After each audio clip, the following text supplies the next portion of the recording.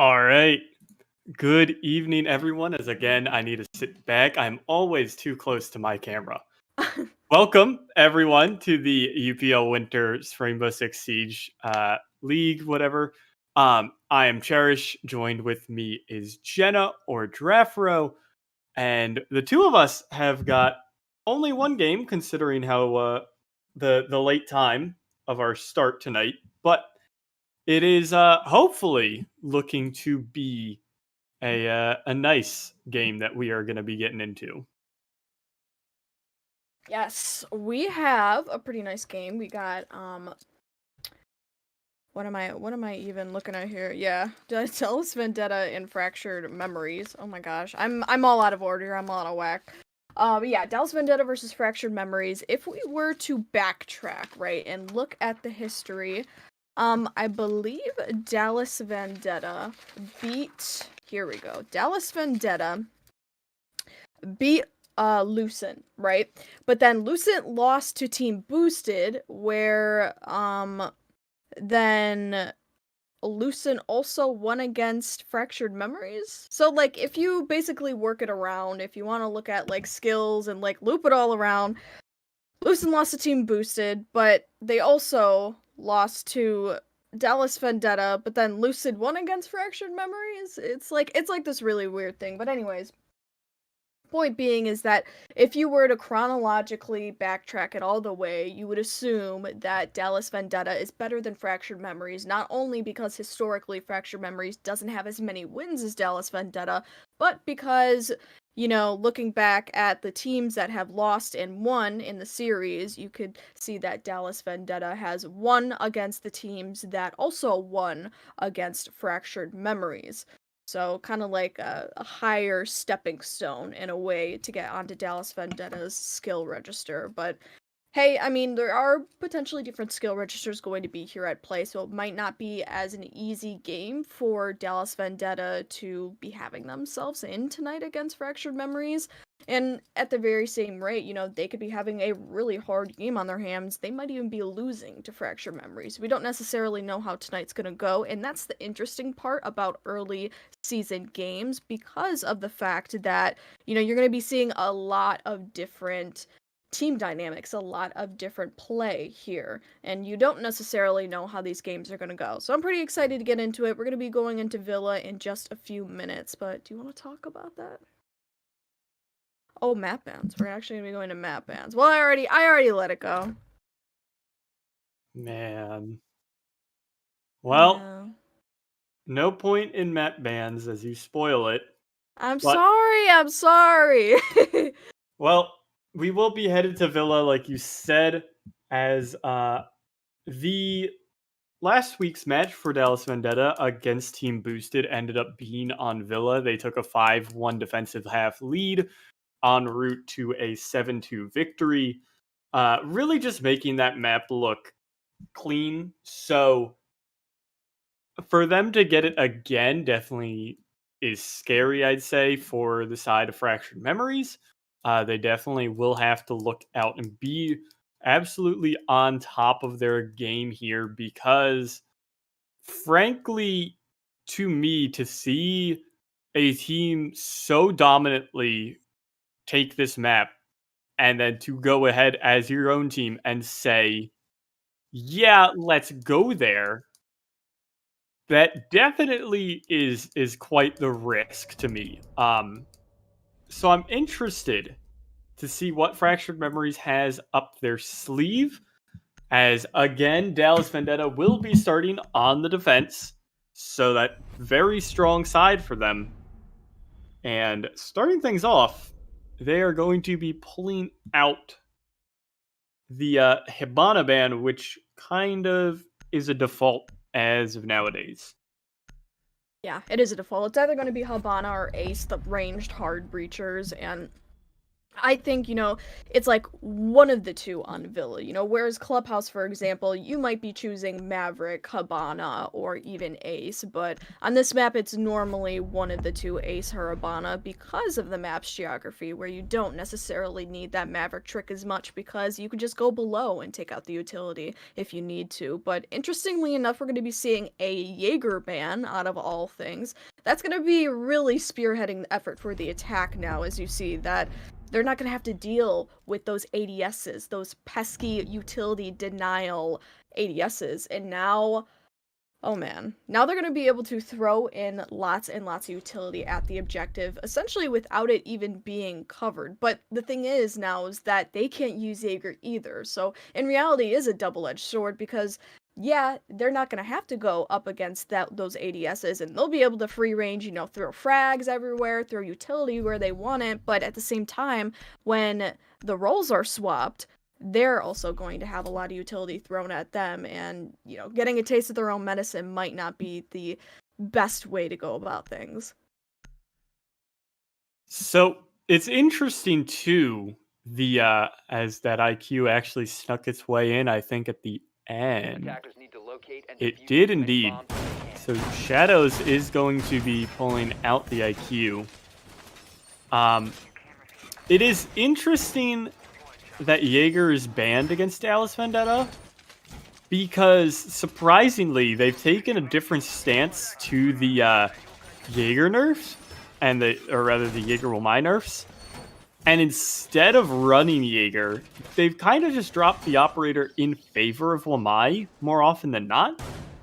They've run a lot of Wamai consistently on Villa, which is intriguing to me just because it, in general, that just kind of feels like, I don't know, if Fracture did do work on this, because I don't want to outright say they didn't do work and be ignorant and wrong about that, but it just outright feels weird the way that they've so far handled this, being willing to take them to such a strong map and then not even ban the operator that they run the most on this map. So intriguing for that, but regardless, Fractured Memories will be working at this front side push, not on the red stairs push, which a lot of teams try to focus on, and pushing out Jaiko, who will in fact lose half of his HP in the meantime.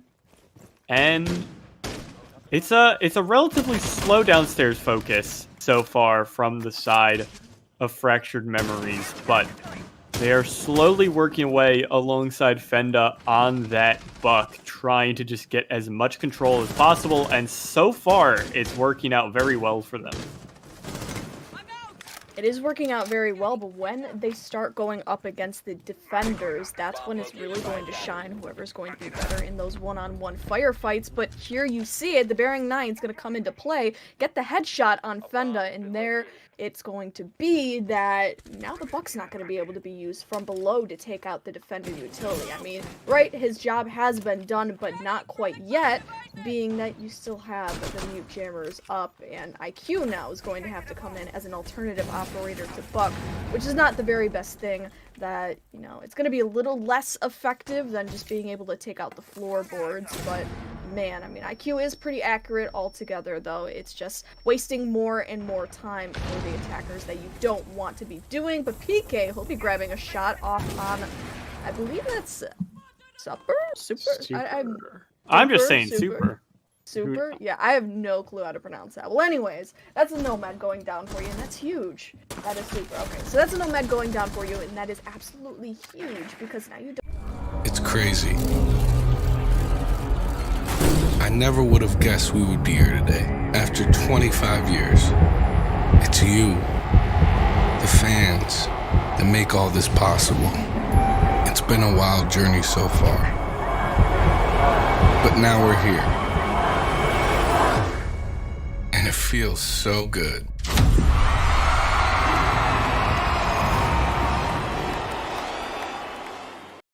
I heard some things. Like what?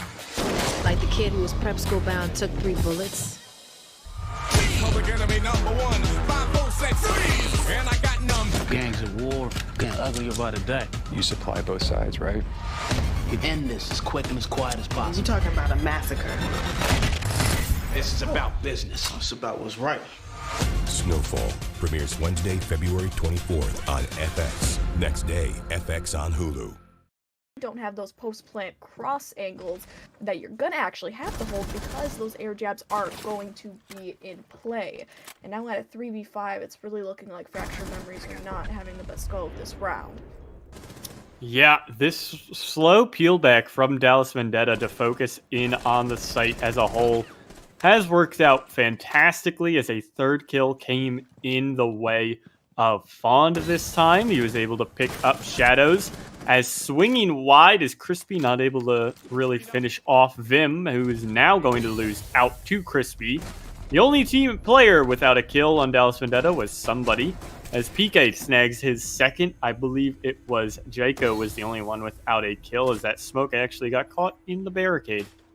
And it seemed like PK was intrigued by it. But a flawless round off the start for Dallas Vendetta. I'm very intrigued because we didn't get to see it as to how Bait was able to get the opening kill with his Bearing 9.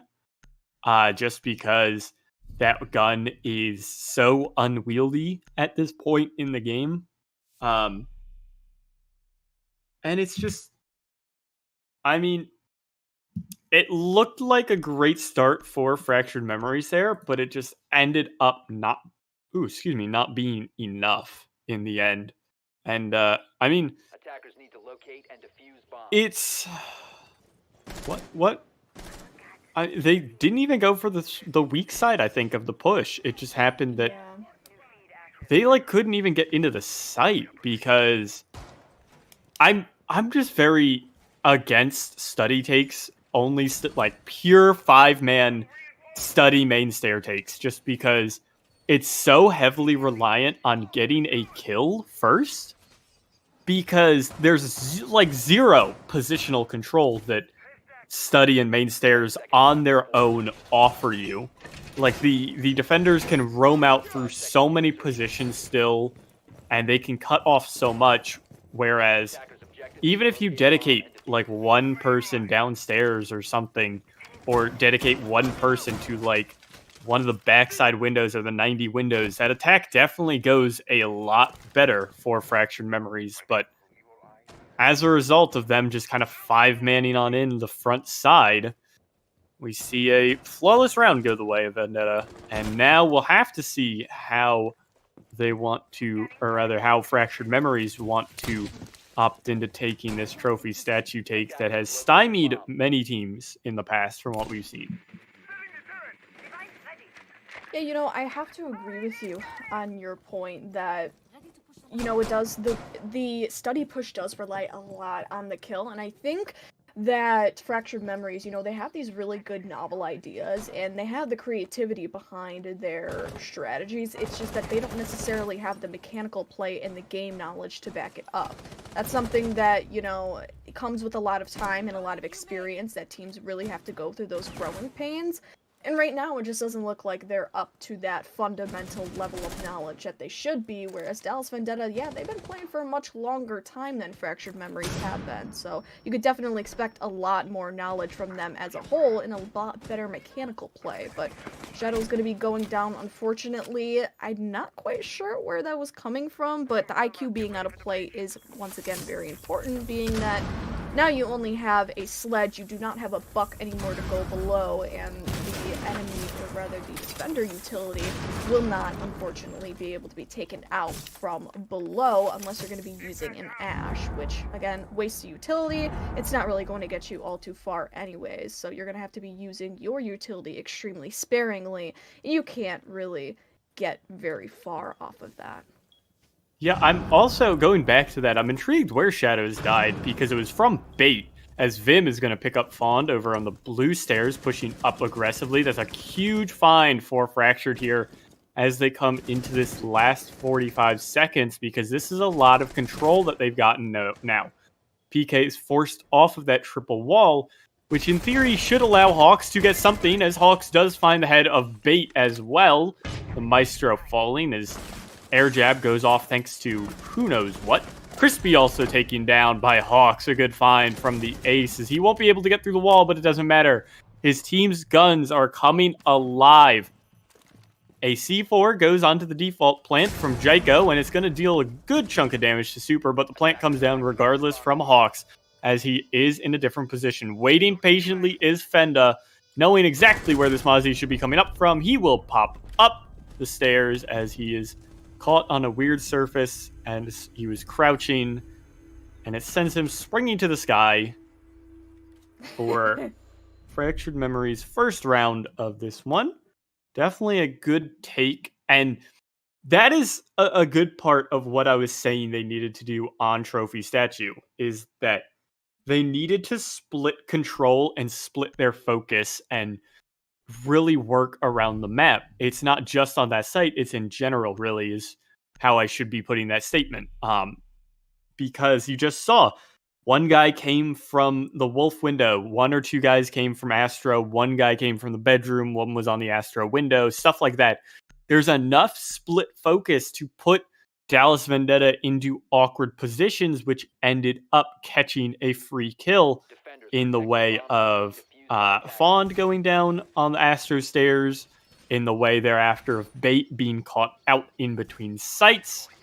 So, a good play from Fractured Memories, but now it will be a bit tougher because we have to see them try and employ something similar to that as they attack Dining Kitchen, which relies on a lot of split focus. You need players to hold down downstairs and try and find out away from roamers down there, as well as focusing on a lot of upstairs play with your soft breacher, rather, who will be a sledge again from Fenda. He has disregarded the Buck at this point, I believe, who has not been seeing the most play since he lost his frag grenades, which makes me a bit sad, but it's interesting that IQ is similarly seeing a lot of play here from Fractured Memories, as Zofia has not been picked in 3 rounds so far, which is an absolute rarity considering how often we see that operator. I mean, I think Fracture doesn't necessarily feel the need to be using as much throwable utility. It doesn't look like they're using a lot of smokes. It doesn't look like they're using a lot of flashbangs. So I think at the very least, they feel comfortable with not having to use Sophia as a fragger, as a soft breacher. They do have Sledge up on the board, so they have an alternative operator that can be used just the same way as she can, and they don't need to use the Buck, which is, again, another alternative operator that is a little bit closer to what she does. And plus, I mean, other than that, you normally just use Sophia for her gun. So I think it honestly is a good idea for Fractured not to go for Sophia if they're not going to be using her utility all too well. But hey, again, it's their choice up in the end. And IQ, they just see her as a more important operator. And she has been seeing a lot of use too. I mean, she was killed a few different times throughout the round before she could get use. But I think overall, she's been putting in work and she's been giving the attackers a lot of what they want, which is good utility destroying, being able to advance their ability to get across into the objective to open up walls, which is what they want to do, especially against those mute jammers. And what we're going to be seeing coming up is going to be that pulse scanner.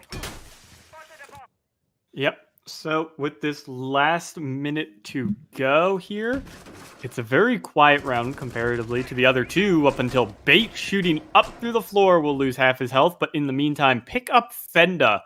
This time, all 3 opening frags have gone the way of Dallas Vendetta, but they have quickly been evened out every time so far. Minus the first round, rather. At least last round they were quickly evened out, so not every time, obviously. But this time they will be, as Crispy and PK both fall. That whole thing was an absolute mess, but Jaiko. Did you see PK got killed through the floor with the IQ scanner? Ah. The faded counterplay that comes out with that. I was not actually aware of that, so I'm glad you pointed that out. In the meantime, Fond and Jaiko are going to find one. Not sure how Fond found a headshot with the shotgun. I don't know where Bait is going, but he's found the planter, in fact. As Shadows is caught in sight, Fond also finds that one. And the most sideways round possible, filled with everything that I was not expecting. The IQ kill on the pulse through the floor. The whatever Bait just did. He just Stewie 2K smoke criminal that one as he sprinted through two smokes, ending up behind I'm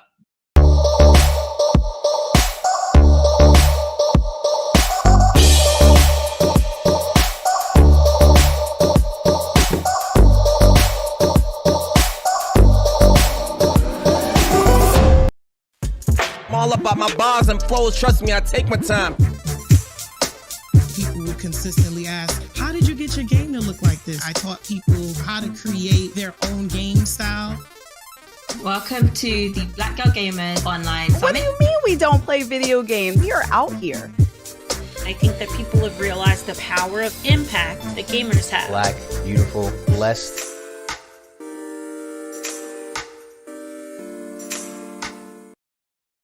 If we catch crab in Virginia and Maryland, do we file taxes in each state? With large catches in both? Yes. I'll even file for you. Thank you. File with the help of an expert, or let an expert file for you. Intuit TurboTax Live. The entirety of Fractured Memories planting team. That was a weird one. That was a weird one. he definitely did it. I mean, yeah, it was a really weird way for Dallas Vendetta to retake that objective, but all in all, I did like how they retook it. It was weird, yeah, but they got their kills, right, and they still won the round, which is something to be very noted. But interestingly enough, I think Buck is more of a strategy play rather than anything else, because you see him only being played when AVG is brought for the defending site. And realistically, I mean, it's pretty common to actually think about it, because if Fractured Memories is going to be going for a study side push, which is, they're setting up the player composition to do just that again, they're going to need somebody to go below, and they're going to need somebody to take out the mute jammers, to take out the utility hiding above in AVG. Well, what better player to do that than somebody who has ability suited for range soft reaching, when Buck, having a very unique ability to do just that is perfect for the job.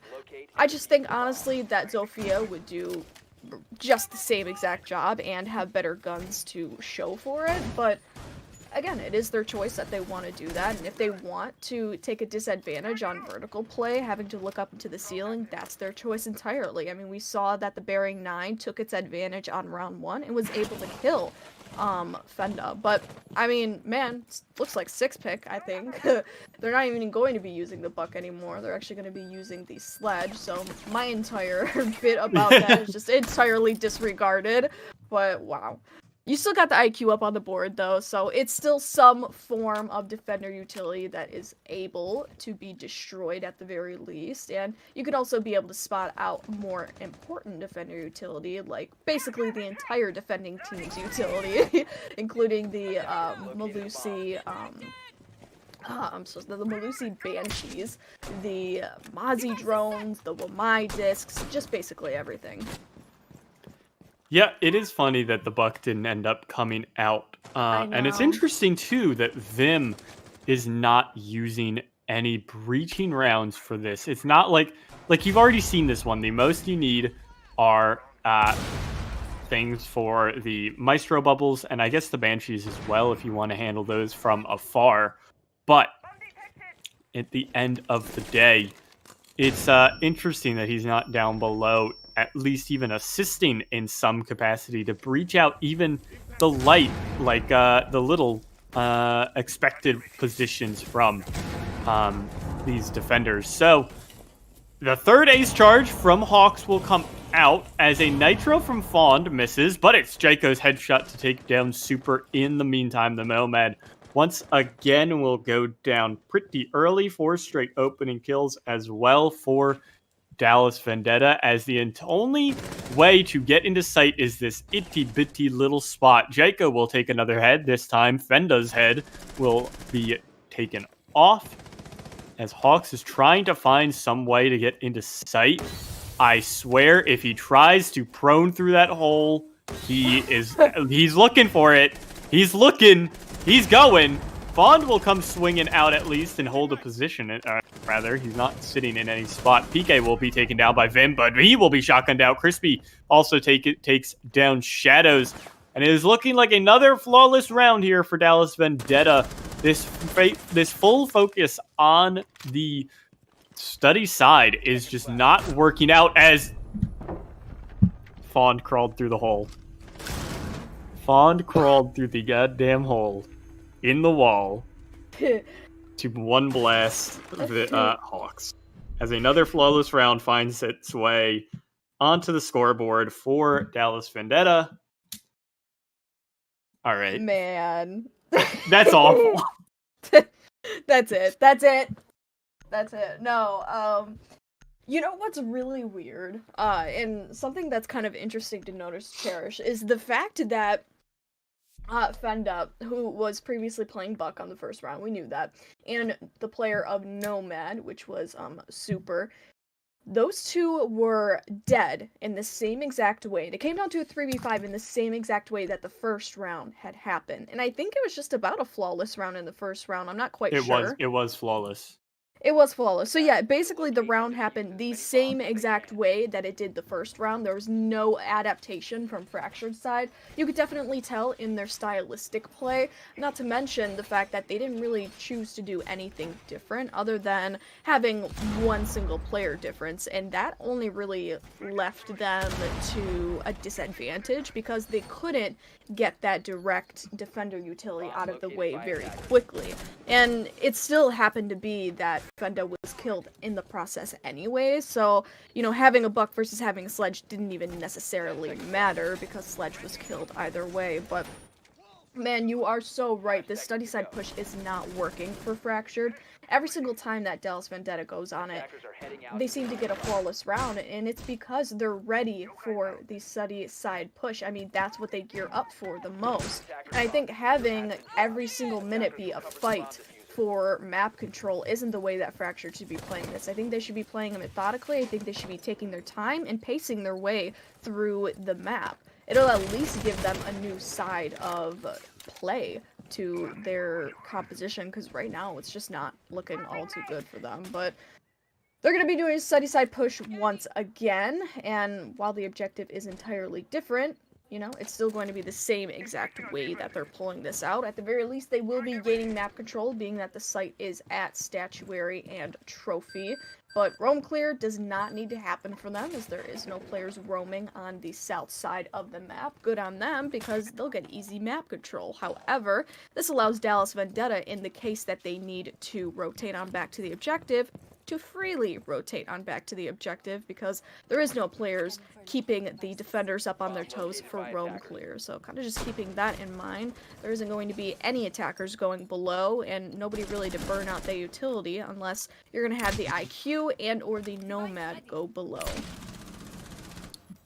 It's very interesting to me the way the Fractured plays this site specifically compared to the other two, because there was a lot of split focus on this site comparatively, especially to the Aviator game site, which we did point out the last time we saw them when out this site.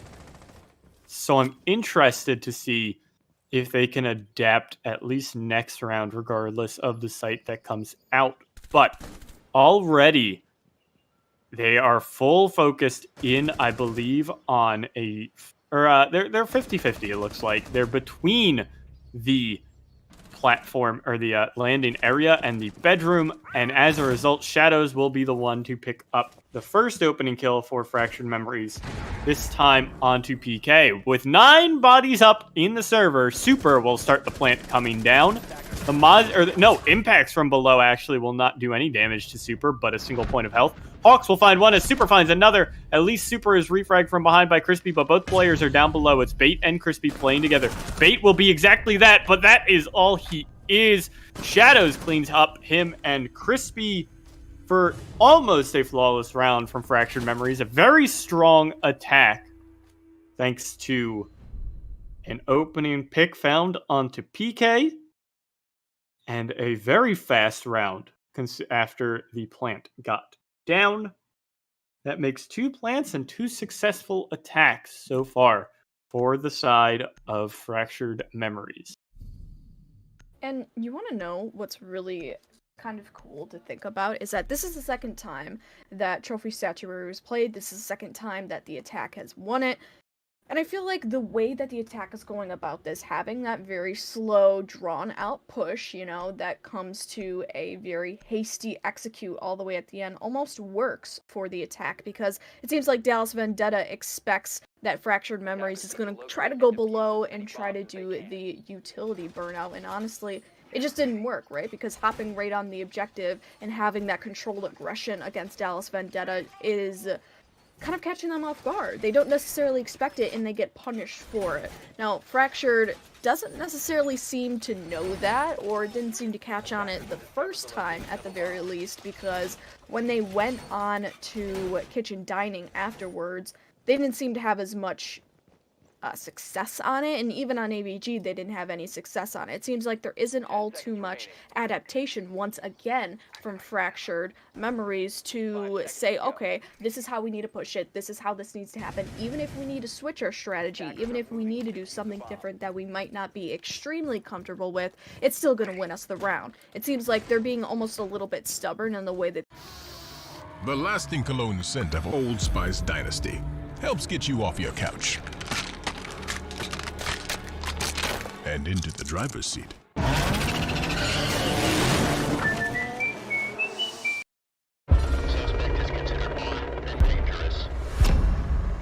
I've been beaten. I ain't going nowhere. Locked up, even shot. I ain't going nowhere. Just like this product, I ain't going nowhere. Suspect is considered armed and dangerous. Snowfall premieres Wednesday, February 24th on FX. Next day, FX on Hulu. Aficionado. Sneakerhead. Sneakerhead. Obsession has many names. This is ours. The new Lexus IS. All in on the sports sedan. Experience amazing at your Lexus dealer. They push things and saying, well, we need to stick to the strategy, we need to stick to this, and maybe, just maybe, it will work one time. And again, if you think about that, not the right way to go. It's literally the definition of insanity, and so far it hasn't been working on either of the other two sites. So I think that, you know, a lot of changes need to be made on the point of Fractured Memories attacks, especially going into this last round to try to secure the 3-3 split, but a little bit more on their defenses as well. They're going to definitely have to do some adaptation to Dallas Vendetta, because we know, looking at Dallas Vendetta's roster comp and strategy that they pull out, they're going to be making adaptations themselves. But Fenda will be getting the first kill for Fawn with the beautiful SMG-11, and he's going to have a very lowered state of health, which could definitely play into the hands of the defenders, especially now knowing that he'll be the soft breacher of the hour, and him being the soft breacher definitely could spell harm for him because of the nitro cells that could be pulled out because of the pulse being in play. Yep, but good news still for Fractured Memories. They are able to snag full upstairs control. Now, granted, they do have to stand on top of the minefield, as Dallas Vendetta had 5 nitro cells. So far, 3 have gone off. None have connected for worthwhile damage, as Fenda took maybe 10 extra points of damage there. The last one will go off, and nothing comes out of 4 nitros being set off by Dallas Vendetta.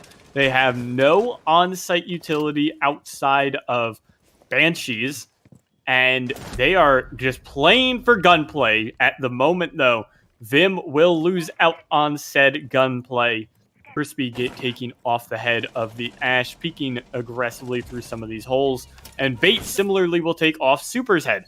Good news that I believe Hawks is a little afraid of. He's looking out for impact grenades, but it doesn't matter because there are none. However, Fenda has been taken down by Bait. In the meantime, there is a 2-on-4 now for Dallas, or in favor of Dallas Vendetta, as Shadows almost got taken out by Crispy, or rather Bait.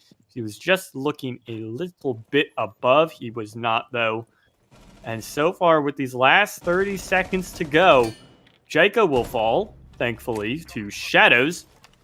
And it will begin the plant execute at this point. Hawks pushing forward through a open hole. Crispy found shadows in the meantime as PK cleaned up what little bit of health left was remaining on Hawks. And Dallas Vendetta secure a 4-2 half on what has been typically, as of late, a very attacker-favored map in Villa. It has been. Yeah, that's actually really interesting to know, is the fact that it has been attacker-sided. And I think it is more attacker-sided because there are a lot of, well, rather most of the objectives have a certain edge to them for the attackers. And what I mean by this is, let's say you take kitchen and dining and you take AVG. Well, AVG, there's that square around it, so it's very easy for the attackers to take control of it and essentially bulldoze their way into getting control and pincering the players left in AVG. You look at kitchen and dining, it gives the attackers the edge with vertical play and holding up the crossfire angles. Not only that, if you don't even want to deal with the roaming, then you could honestly just rush pantry and get a plant on the objective and win from that. So there's a lot of different ways that the attackers can go about each site, which is honestly what makes Villa so interesting. Not only that, there's a lot of ways that the defenders can roam and that the defenders can keep the attackers away for as long as humanly possible, whether that be having to eventually die to them or giving up their position and going back to the actual site itself. There's a lot of different ways to kind of gain control or lose it. That's what I'll say. Gain control or lose it. And it does favor the attackers, I think, especially in the current meta, you know, utility burnout, wasting as much time. It honestly does, with the map geography being put in play. But you look at this, though, and you see the score line, right? Dallas Vendetta now on their rounds, they're on a 4-2 split themselves, so Fracture going under their defense rounds may not be as favored going up against a structured team such as Dallas. So I guess we're gonna have to look at that for the first round of transition as we move into the 7th. Yep, I'm interested too to see how Dallas Vendetta will be opting into their attack here on Dining Kitchen. They are one of the only teams too that I've seen that bring a 0 on this map, or in general, really. It's interesting just because a lot of teams really like Nomad on this map. Nomad is very strong on this map, and Zero is just not the flank covering operator for this map. So I love Zero. I like Zero a lot, and I really like him as an operator, but like it's just so you have to have someone dedicatedly on camera at all points, and I feel like that's just too risky to have on such a massive map like Villa, as Hawks barely misses out on a shot. It's interesting too how slow-paced Dallas Vendetta is taking this attack, because they haven't taken control of really much. The full upstairs is taken over as Fenda is going to be found. He's been taking the first kill at least, as Shadows finds another. Bait with 2 headshots is, oh my god, it's a flurry of kills. Super and PK also chime in with 1 each, as it is just up to Hawks, and he's taken down by Jaiko. I don't know what happened, really, but the round is over in favor of Dallas Vendetta, despite losing the opening pick. Even though it was like an immediate trade, really, they just burst onto a full horizontal attack and ended the round instantaneously. They did, and that was honestly kind of weird to see, but it was also almost refreshing to see a very almost rush-like strategy and have it work in its entirety. There was a lot of mechanical play going on there for Dallas Vendetta, and I felt as though they knew and that they were confident in their ability to frag out. Otherwise, they wouldn't have even done that, because I feel as though Dallas Vendetta is an extremely structured team, and normally, you know, if you're down 2-4, you wouldn't even do that as it.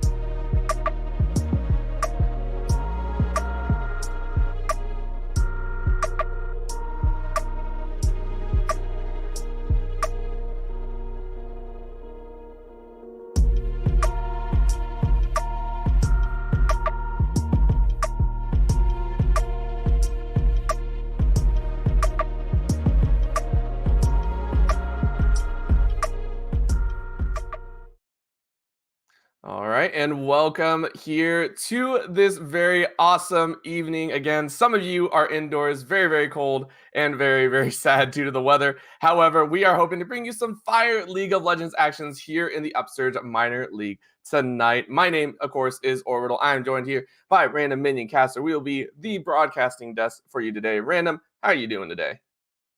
Good. Cold up here, but I'm hoping, Orbital, it doesn't get too hot here because we are getting the Penguin Brigade going up against St. Clair Saints here. And last I checked, Penguins don't do too hot when it's hot.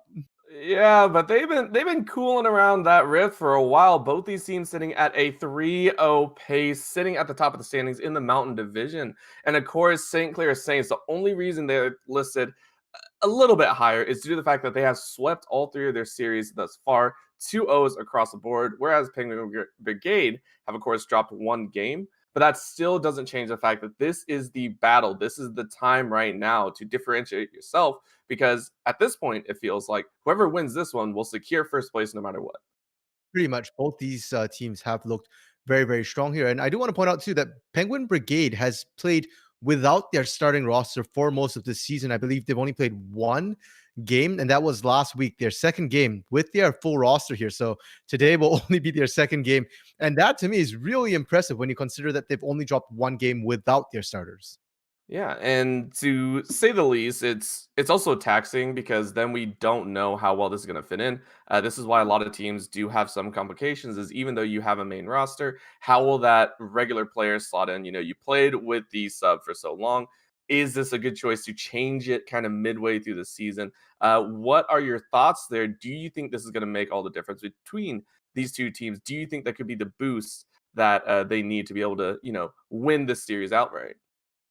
I think for Penguin Brigade, having Dingwinetter come back into the mid lane as their starter is going to be big for them. So the team's background is that they're just a group of friends here, right? So their substitutes coming in, E-subs, are not going to have that synergy that they normally have. So I think him coming back in is going to be absolutely massive for them. St. Clair Saints, on the other hand, they're an esports program that's been around for about 2-3 years now. But this particular team is new, and of course, they want to play together as much as possible. In fact, when I spoke to the teams, they're two of the friendliest teams I know. Like, no trash talk whatsoever. They're just like, yeah, we're a group of friends for Penguin Brigade, and St. Clair Saints was like, yeah, no, we're looking forward to the game tonight. You know, we wish our opponents the best of luck. We think they're great. And I'm like, okay, where's the flame here? Where's the trash talk? And in fact, it turns out like the supports know each other from the teams, so that should be a little bit interesting too. I'm looking, for not so polite a game on the Rift. I would hope not, again, giving that over. And, I think that just kind of proves if you're not toxic, you can get a lot done on the Rift. You're not typing as much. Many people will disagree with me on that point, but I think that's awesome to hear. Having some camaraderie in the league is also very nice, considering that you'll be facing so many other opponents. Taking a look throughout some of the standings, we can just go through it. Actually, Cloud Division currently has Blacklist X at 3-0. NKU at 2-1 with Bop Academy at the same. And so, yes, so many good teams. Ohio State University and EMU Esports in the Infernal. Ocean, Yukon Chess Team, and CGC at UICA in the Ocean. So just so many amazing teams coming out here. And you have to be ready for, and a lot of acronyms apparently, to be able to go through and hit up in the playoff brackets. So it's always nice to know that you can at least have some fun on the Rift before all this craziness takes over. But we will be getting into draft here very shortly. So, and something that we did want to focus on is that bottom lane. Both these teams do like to play through their bottom lane, have a little bit of fun. But like you said, with the starting mid laner by, I believe, Penguin Brigade, that might shift ever so slightly in the draft. Penguins, I mean, their team likes to play through the bot lane, but Lamborghini, their ADC here, has effectively only sort of played two champions, Kaisa and Samira. So I don't know if they could potentially just get completely banned out here. It is something a little bit worrying. And when we look at the Saints ADC player, Lazy here, so far, they play in a couple of different leagues. He's got 4 pentakills since the beginning of the year. We're only halfway through February right now. So both these ADCs, really, really dangerous, kind of, I feel like almost coin flippy style ADCs here. If they get a hit, they can really take over a game. So both teams know it. The focus I expect to be constantly in this bot lane. Yeah, constant in the bot lane, but all the bans shift top side. Only one ADC ban coming out thus far. Olaf and Volibear saying we don't want to deal with either of those threats. On the flip side, St. Clair say we'll do the same. We'll take away the Yone. You have your new mid laner. You have your fresh starter. Don't give him that champion. Normally, we do see more top lane focus here, especially against the Penguins. Their top laner, Dogwater, is known to be a bit of a dirty ribbon player here. So I would expect to see that ban potentially come through. If not, I really, really hope we get to see it because everybody else has been banning it against it. And we don't get to see it. It is going to come out. Mixed feelings about that one here. But Samira still on the table, still available for Lamborghini here. The Kaiser was taken away. Yeah, and that's immediately going to draw a little bit of attention towards that jungle, picking up that next one on the list. The Hecarim is locked in, so I do enjoy this. And it's very interesting. It used to be pretty much first pick on blue side is consistently that Udyr, and actually some people have started flexing away from that as people have realized it's very much a one-trick pony. You know, weird little saying there. I'm very sorry. But again, you can see it hovered, and now we do get the Nunu as well. So a little bit more team fight action, a lot more CC coming out on the Rift. I think for the side of Saints here, for active force, that Nunu is something he has pulled out before. The Olaf is his go-to, and I'm not sure he actually hasn't played the Udyr this split, so I'm not sure if it is in his comfort pool here. The Ziggs for Frez immediately here. A lot of times, because Saints focuses so heavily on their bot lane, they just get active force to sort of get a champion who can gank it. Their mid laner often is just a wave clear champion, and Kubra in the top lane just takes a tank for the initiation for the sort of CC here. So I expect to see that continue. So far, the draft for Saints, that's just standard for them. Yeah, and I mean, you can see the same on Penguin Brigade with the Hecarim, very large ganking potential, but at the same time, for Dingonator in that mid lane, the Galio is the premier safe play if you're ever trying to help out your bottom lane using that ultimate, and the ultimate catch out your opponent's single priority target. The Camille is locked in for Dogwater in that top side. And that Camille has been sort of that most played champion, the default for Dogwater when he wants to carry, when he's not put on tank duty, and the Ribbon's been banned away here. The Galio still could potentially be flexed to support here. Dingonator doesn't play a ton of it in solo queue. I mean, it's such a staple champion for mid laners. I have no doubt he knows how to play it, but Amanda has taken that Galio to the support role before to great effect as well. The Grag is coming through for the side of St. Clair Saints, looking like it might be either support or top here. Yeah, I'm not sure how well the Gragas does into the Camille matchup, but I mean, if that's what they're using to disengage, I do like to see that. We'll just have to wait and see how that combination kind of sets up.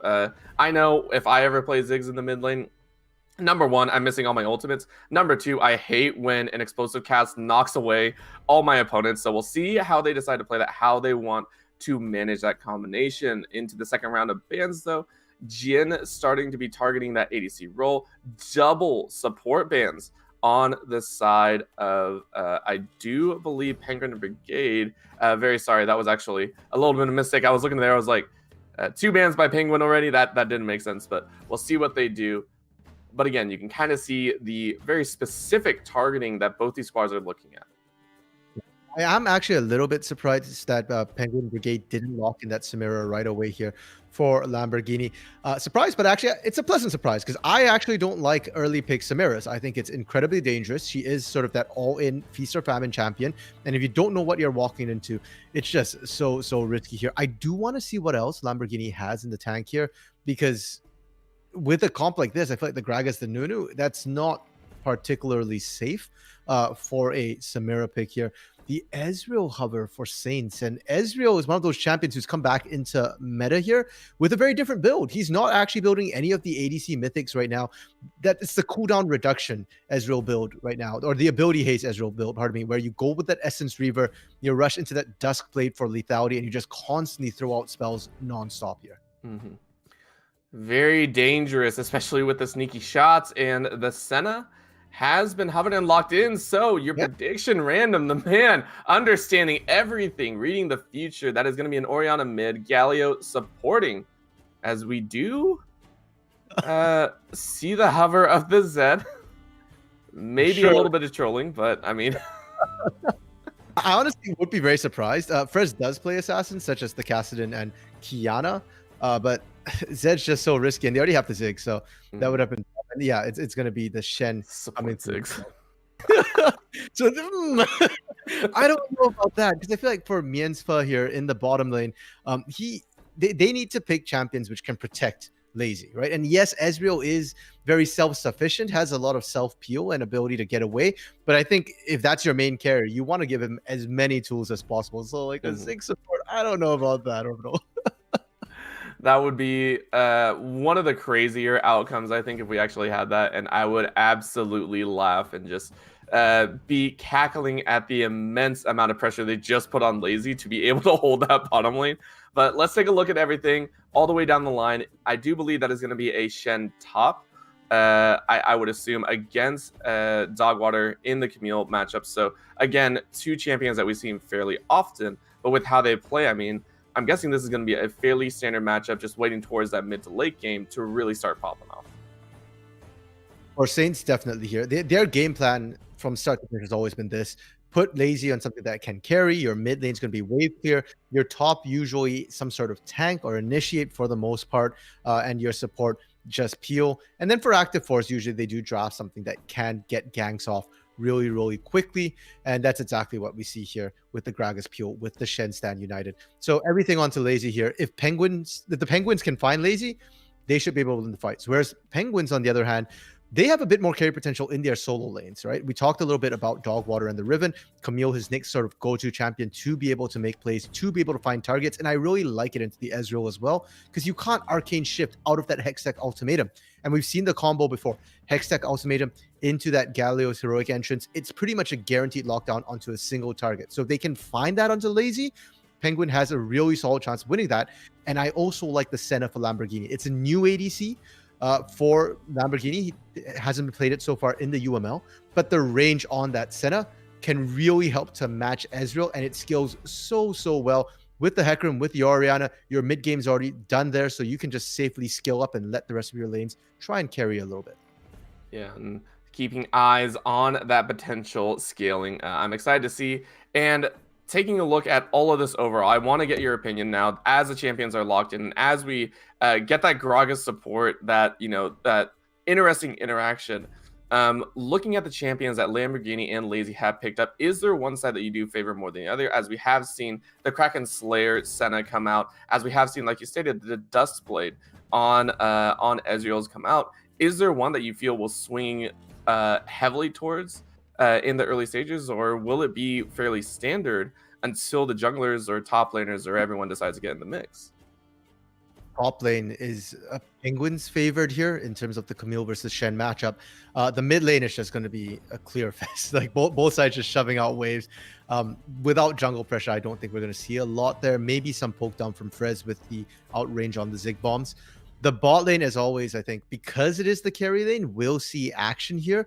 And initially, I do want to sort of give it the way of Penguins in lane, but I don't think the laning is what's really going to carry everything here. I do think it's the team fights. I feel like, personally, Penguin has better tools to deny what the Saints want to do. And the Saints, their game plan is very obvious here, but it works. It's very practiced. It's very polished. I'm going to give it to Penguins in game one, and I'm looking at Lazy and the rest of the Saints to change my mind. If they can execute their game plan really, really well, I'll change my vote for game two. But for game one, I'm still looking at the Penguins to keep it chill. All right. Well, I like that thought, but we will be getting into the rift very shortly, of course. And I also want to take guesses here because I love just seeing some of these. I want to get your opinion on who you think, for funsies, of course. This is you're gonna hate me for this, of course, but you just stated that we'll see a little bit of action here and there. Where do you think we will see first blood come out? Is it gonna be in the jungle tango? Is it going to be in that mid lane with a random snipe? Or is it just, of course, going to be in that bottom lane where both the star ADC carries and, of course, very aggressive supports are coming out? Is there a lane you think First Blood will decide to rear its head? Well, you know how to make a color's life hard. Okay, so I don't think we're going to see the First Blood in top lane necessarily, because I feel like the Camille and the Shen, like, they know how that lane plays out. They're going to play it safe. They're farming up. That's fine. I don't think we're going to see a level 1 invade either. Not super common, so I don't think we're going to necessarily get any sort of weird cheese there. As a mid laner, I'm going to say it's going to happen in the mid lane because Orianna is quite immobile, and I feel like mid lane just gets ganked all the time, literally, because the jungle decide, hey, let's throw a gank there. And I'm looking at Ezreal, pardon me, and sort of Senna with the Galio. I think their supports will keep them safe. So I'm going to say mid lane, first blood. Oh man, this is what happens when you get 2 mid laners on a broadcast, because I was thinking like somewhat the same thing, right? I love the poke that Ziggs can put out, so we'll see if that happens. But at the same time, I hate Nunu ganks. Nunu ganks are, I swear, one of the most painful because I can never ward against it. I think that's my main hatred of that champion. Actually, I'm glad you bring that up because I feel like with Hecarim and Nunu, these are like champions that can run at you, like Udyr, like Hecarim, like Nunu, like Rammus. These sort of champions force you to ward differently here, because if you do like those short, shallow wards, by the time you see them coming, they're already running at max speed, and it's just like coming at you to reincarnate you. You're just gonna die. There's no way you get out of that. So they're gonna have to ward more creatively. The Ziggs bomb is gonna give a bit more safety, I feel like, to Frez. That's why I was looking at the mid lane thinking, Orianna, very, very immobile here, right? Like if that snowball comes in, Orianna's done so. Of course it is, but we will be on the Rift here very shortly. Again, Penguins will be crushing it on that blue side with St. Clair rounding out, or the Saints, I'm very sorry, coming out on the red side. So on Penguin side, we do have Dogwater in the top lane, Shaving at jungle, Dingonator at mid lane, Lamborghini coming out at ADC, and Amanda at support. On the red side here for the Saints, it's Kubra in that top lane. Active Force in the jungle, Frez in the mid lane, Lazy and Miensfer in this bot lane here. Yep, gotta love that. Ward, the cheeky Ward saying, hey, look, you can't take it. What you doing here? I love the fact they were just so kind of making the, or actually they didn't pick, they flat out recalled there. So Active Force knew that he was recalling on a Ward and just like, what are you gonna do? I'm new, right? Like Willem tanky enough. Ooh, bot side. Yeah, Lamborghini getting a tag. I think that is a 1 stack already on the board, right? That's what, worth like, I want to say maybe like 3-5 gold. Those stacks are nasty here, and that like, I actually think that ADC Senna, I'm not sure why we're seeing so much of it back here. Well, I know why, it's Kraken Slay and Rageblade, but I actually like a lot more because you can get a ton of stacks as support Senna. I think you're getting what 60 stacks by 15 or 20 minutes was what people have been saying is pretty common to see on support Senna. And I feel like with that many stacks, it's actually almost more efficient as a support than you are as an ADC. Yeah, there have definitely been talks of it, and I think that was a whole thing of the fasting Senna. We've seen it every so often as well. I honestly kind of miss the days of the Grass and the Undying Senna, where you would run that into a lot of the melee heavy tankier matchups, and you're just like, yeah, I'll free farm off of you. You can't really do much about it. But again, the Glacial Augment, I still want to see it kind of pop off as things are starting to get underway for the jungle side. You can see the junglers deciding buff to buff to make sure there is no sneaky changes. I believe Hecarim taking a little bit longer, but Nunu already noticing that there will be no problems here in the early game. Both teams did manage to track where the junglers are going to start here. So for the side of the Penguins, they're going to know that bot lane and their mid lane are probably at risk right now. We saw the pings as well coming down from the Saints, knowing that Shaving was in the area. But if we look at the lane states here, Kubra is fairly safe. He's already getting shoved in, so Shaving can't look there. Most likely either mid lane or is he? Yeah, he's already looking for that mid lane gank here. Yeah, already looking and gonna get a very nice bump, but a nice press out means Frez is on the receiving end. No mana, only got off a satchel charge at the last second. Flash is down, and some would call that successful for Penguins Crusade. I would definitely call that a success here because now Frez, if he doesn't teleport, is going to miss out a wave here. And Dingonator, that costs nothing, that gank for Dingonator. The mana is still pretty high up. The health is pretty high up. great. Frez got double Duran's ring. It's not going to be that big a deal. And Liquidator can, if they so choose, sit in lane. They're not. They're actually going to back here to try and match the items. Interesting choice. The tier is going to be nice for a lot more sustain, and they can just look for a repeat gank from Shaving here. Yeah, why not? As we do see a belly bump coming out of Mianfo. And that is going to be another flash burn so far. Private Ryan able to get a handle on this early game and start impacting, but it is costing him most of his top side as well. Yeah, active force, using that time to go invading. I do think they might suspect he's there, but frankly, there's nothing you can do, right? Like, you're already bot side here, and I like the fact that you're blowing flashes, because as long as you revisit those lanes in the next 5 minutes, odds are you're gonna get a kill, and those lanes have to play super, super passive as well. For this bot lane of Lazy and Minsfa, they probably don't want to be shoved in like that. Dragon coming up in about 30 seconds here. They're not going to priority if they're always shoved in. Yeah, no priority whatsoever. And that does mean the level 4 Nunu Dragon is not going to be available either. So you see both junglers starting to route over. I believe Private Ryan is looking to try and hang on to that, but that's going to be a satchel charge used as a huge gank in that mid lane. Private Ryan saving his mid laner, and that's going to break out a mid lane fight, but Private Ryan realizes health bar is not in his favor. Gets on my nerves, Orbital, when I make a prediction and it's almost there. It's almost so close, and it just never quite happens. But you know what? That's fine for the teams. We thought it'd be a close game here, and so far it is right on a razor's edge. Repeat, guys. Zingonator not in a good spot. Actually flashes forward thinking he can pick up this kill, and I don't think he can. Oh, the slow, agonizing death. You called it. First blood coming out for St. Clair in the mid lane. That's so unfortunate. Frez was actually completely out of mana as well. So if there had been any backup, they could have done something. And you could see Dingonator really wanted the kill, but unfortunately didn't get it. Gave up first blood and the Ocean Drake as well. That first dragon we were talking about. They had pressure mid. They had pressure bot. And technically with the flashes blown, Shaving could have applied pressure. Doesn't happen. Doesn't work out. And feels like all that early game pressure and prep has just come to nothing. Now Private Ryan saying he needs to help this top lane. Kubra actually chunked out as a flash forward. I'm not sure that's what he wanted to do. I think it was, because Dogwater actually tanked that turret. I think the comms were to go and get that kill.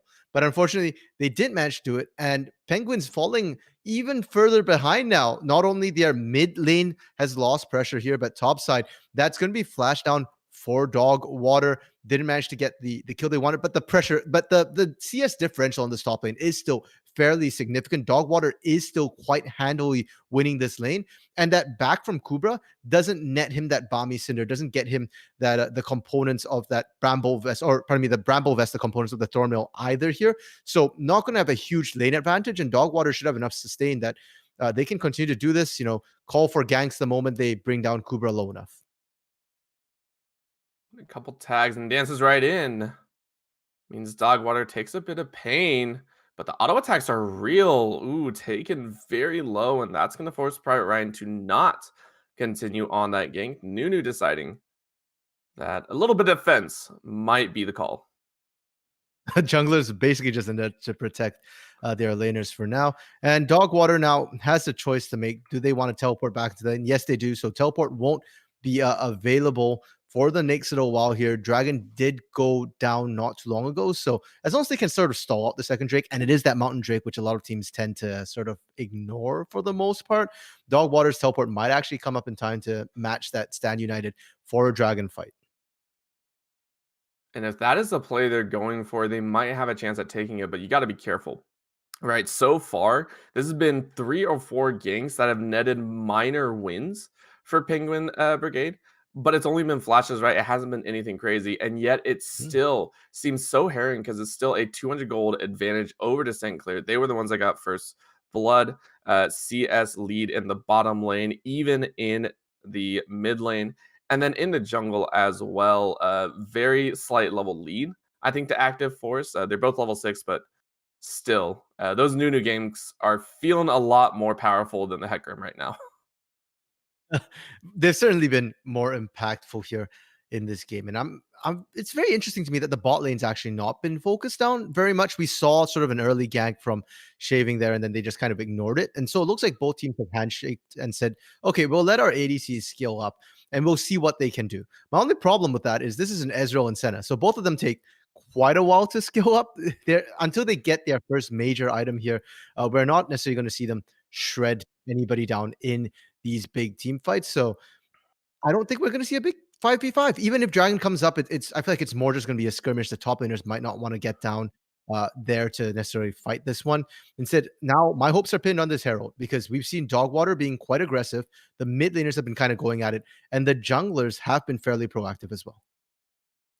Yeah, and actually, Private Ryan starting it up right now is going to be spotted immediately. Gets the heck out of there. So, very well scouted by the side of Frez and Active Force. Top of that, the Saints are actually rotating their bot lane up here as well. So the Penguins can't really contest this. The best thing they can hope for is just for Shaving to get in there and smite steal, but it's very, very risky to do that. They can see that Miensfa is there, so they know that there's just so much CC they have to get past, and really solid rotation from Saints getting that Herald for themselves. The goal right now was dead even, so being able to pick that Herald up is going to help them get that lead that they've kind of let slip a little bit in the last couple of minutes here. Yeah, and Plate goes over, changes this minuscule gold lead in the favor of Penguin and Brigade. And it looks like a lane swap has been called, an immediate Herald drop. So some early game shenanigans coming out by St. Clair as Miensfo is dueling out the enemy jungler. This is a battle on all fronts as we see a Stand United straight into the bottom side jungle of the Penguins, and they lose one, trade one. That's going to continue the battle. Mid lane tower does go down as Private Ryan gets the heck out. Kubra and Lazy win that successive battle. Shaving's still in danger here. They're not necessarily done here. They're still looking for him. Yeah, and Active Force actually takes a big chunk, immediately chomps it right back up. Absolute zero, going to keep him healthy. And that's also going to pull a flash as a little bit of disrespect getting dropped. And that's going to draw the teleport as well from Dinguinator. Overall victory and success, though, to St. Clair's Saints as they pull off a heist of decent proportions as they claim mid lane tower, quite a bit of extra gold, and a few blown flashes as well. So you call it a heist here. I like the idea from Saints. I like the thought that they had into it. The fact that they rotated Herald to the mid lane with that pressure, knowing that Lazy was on top and that Lamborghini hadn't rotated up there, they had a numbers advantage. The Stand United from Kubra coming down. The thought and the intent were very, very good. But I felt like the execution was not quite as good there. It was rather flawed. That's why they didn't manage to get as much as they wished. The kill onto Dogwater, good. Shaving getting away, not so good. And while that was happening, Lamborghini managed to close that CS gap here, continue to just push up the bot lane. So while they did get some immediate advantages, they are trading it, I feel like, for Lamborghini getting some closing the gap a little bit, rushing to try and find some items here. They are, however, once again, better and faster with the macro. They're on this Mountain Drake here, and they are much stronger this time. Essence Reaver completed for Lazy. Lamborghini still no mythic. Yep, and that's going to be the call to go in. Might get a double taunt, only catches one, but Miensfo immediately gets destroyed, but a big bomb draws the damage, and they're going to follow this up. St. Clair are saying, we can get this. Shockwave draws Active Force right back in, and Amanda says, I'm in the wrong spot at the wrong time. That's going to be Lazy, collecting his third of the game. Explosive battle on the bottom side, nets a 2-for-1 in favor of St. Clair's Saints. Fights are so close as well. If Amanda had managed to just barely tag the knockup, if the taunt had went off, maybe they trade even. That bot fight as well. It's just so close, and we aren't done yet. Not at all, as Dogwater says, I want some action in. No Shockwave to get all three, though. And a big collapse as Miensfo is back and alive. That's going to section off Dogwater. Dragon goes the way of St. Clair, and everyone on Penguin is on the run, as that was a huge win for St. Clair Saints. Ooh, they took an inch, but Penguin gave them the foot there. And now that sort of minuscule lead we've been talking about is not so small anymore. 2,000 at this point is certainly not insurmountable. It's not even a completed item. And when spread over, 5 players, it's just basically a Duran's item. But more worrying is the fact that they are finding these leads. They are getting the dragons stacking as well here on this map. So that is going to be something that they'll have to be a little worried about for the side of Penguins when both teams want a team fight, when both of them do want to kind of play front to back here. Being behind in neutral objectives can often feel like a death sentence. And thankfully, it's not a true one, at least from the looks of it, as that is going to be a Cloud Drake third spawning. So no Infernal Soul to dish out epic damage, but still one that makes you worried, as that does give very nice bonuses to your ultimates. Grants a lot more Stand Uniteds and a lot more absolute zeros. But taking stock, like you stated, now closing in at about a 1.6. So fluctuating between a 1.5 and 2K difference. You said it was spread out over 5 people, but I can see someone on St. Clair's side that all the gold presumably is currently sitting on. It's the best person for the Saints here. It is Lazy. It is that carry we're talking about here. If anybody's going to carry with a goal lead, it will be Lazy. And I don't think that was a coincidence by any means here. The Saints, this is what they play. This is what they practice. And this is why, if you ever look at Lazy's scores here, he gets a lot of kills because the team gifts it over to him and he repays their trust. For the side of Penguins, though, if we look at their CS, they've actually kind of been able to find some lane advantages here. I say as Dogwater just misses a siege minion. Like I was going to be quiet about that too. I wasn't going to say anything.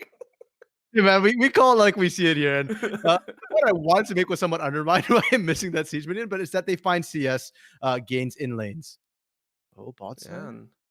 You see on your mini map a little bit of a gank once again, as they're still Penguin Brigade attempting to find these fights, find these advantages as ultimate after ultimate.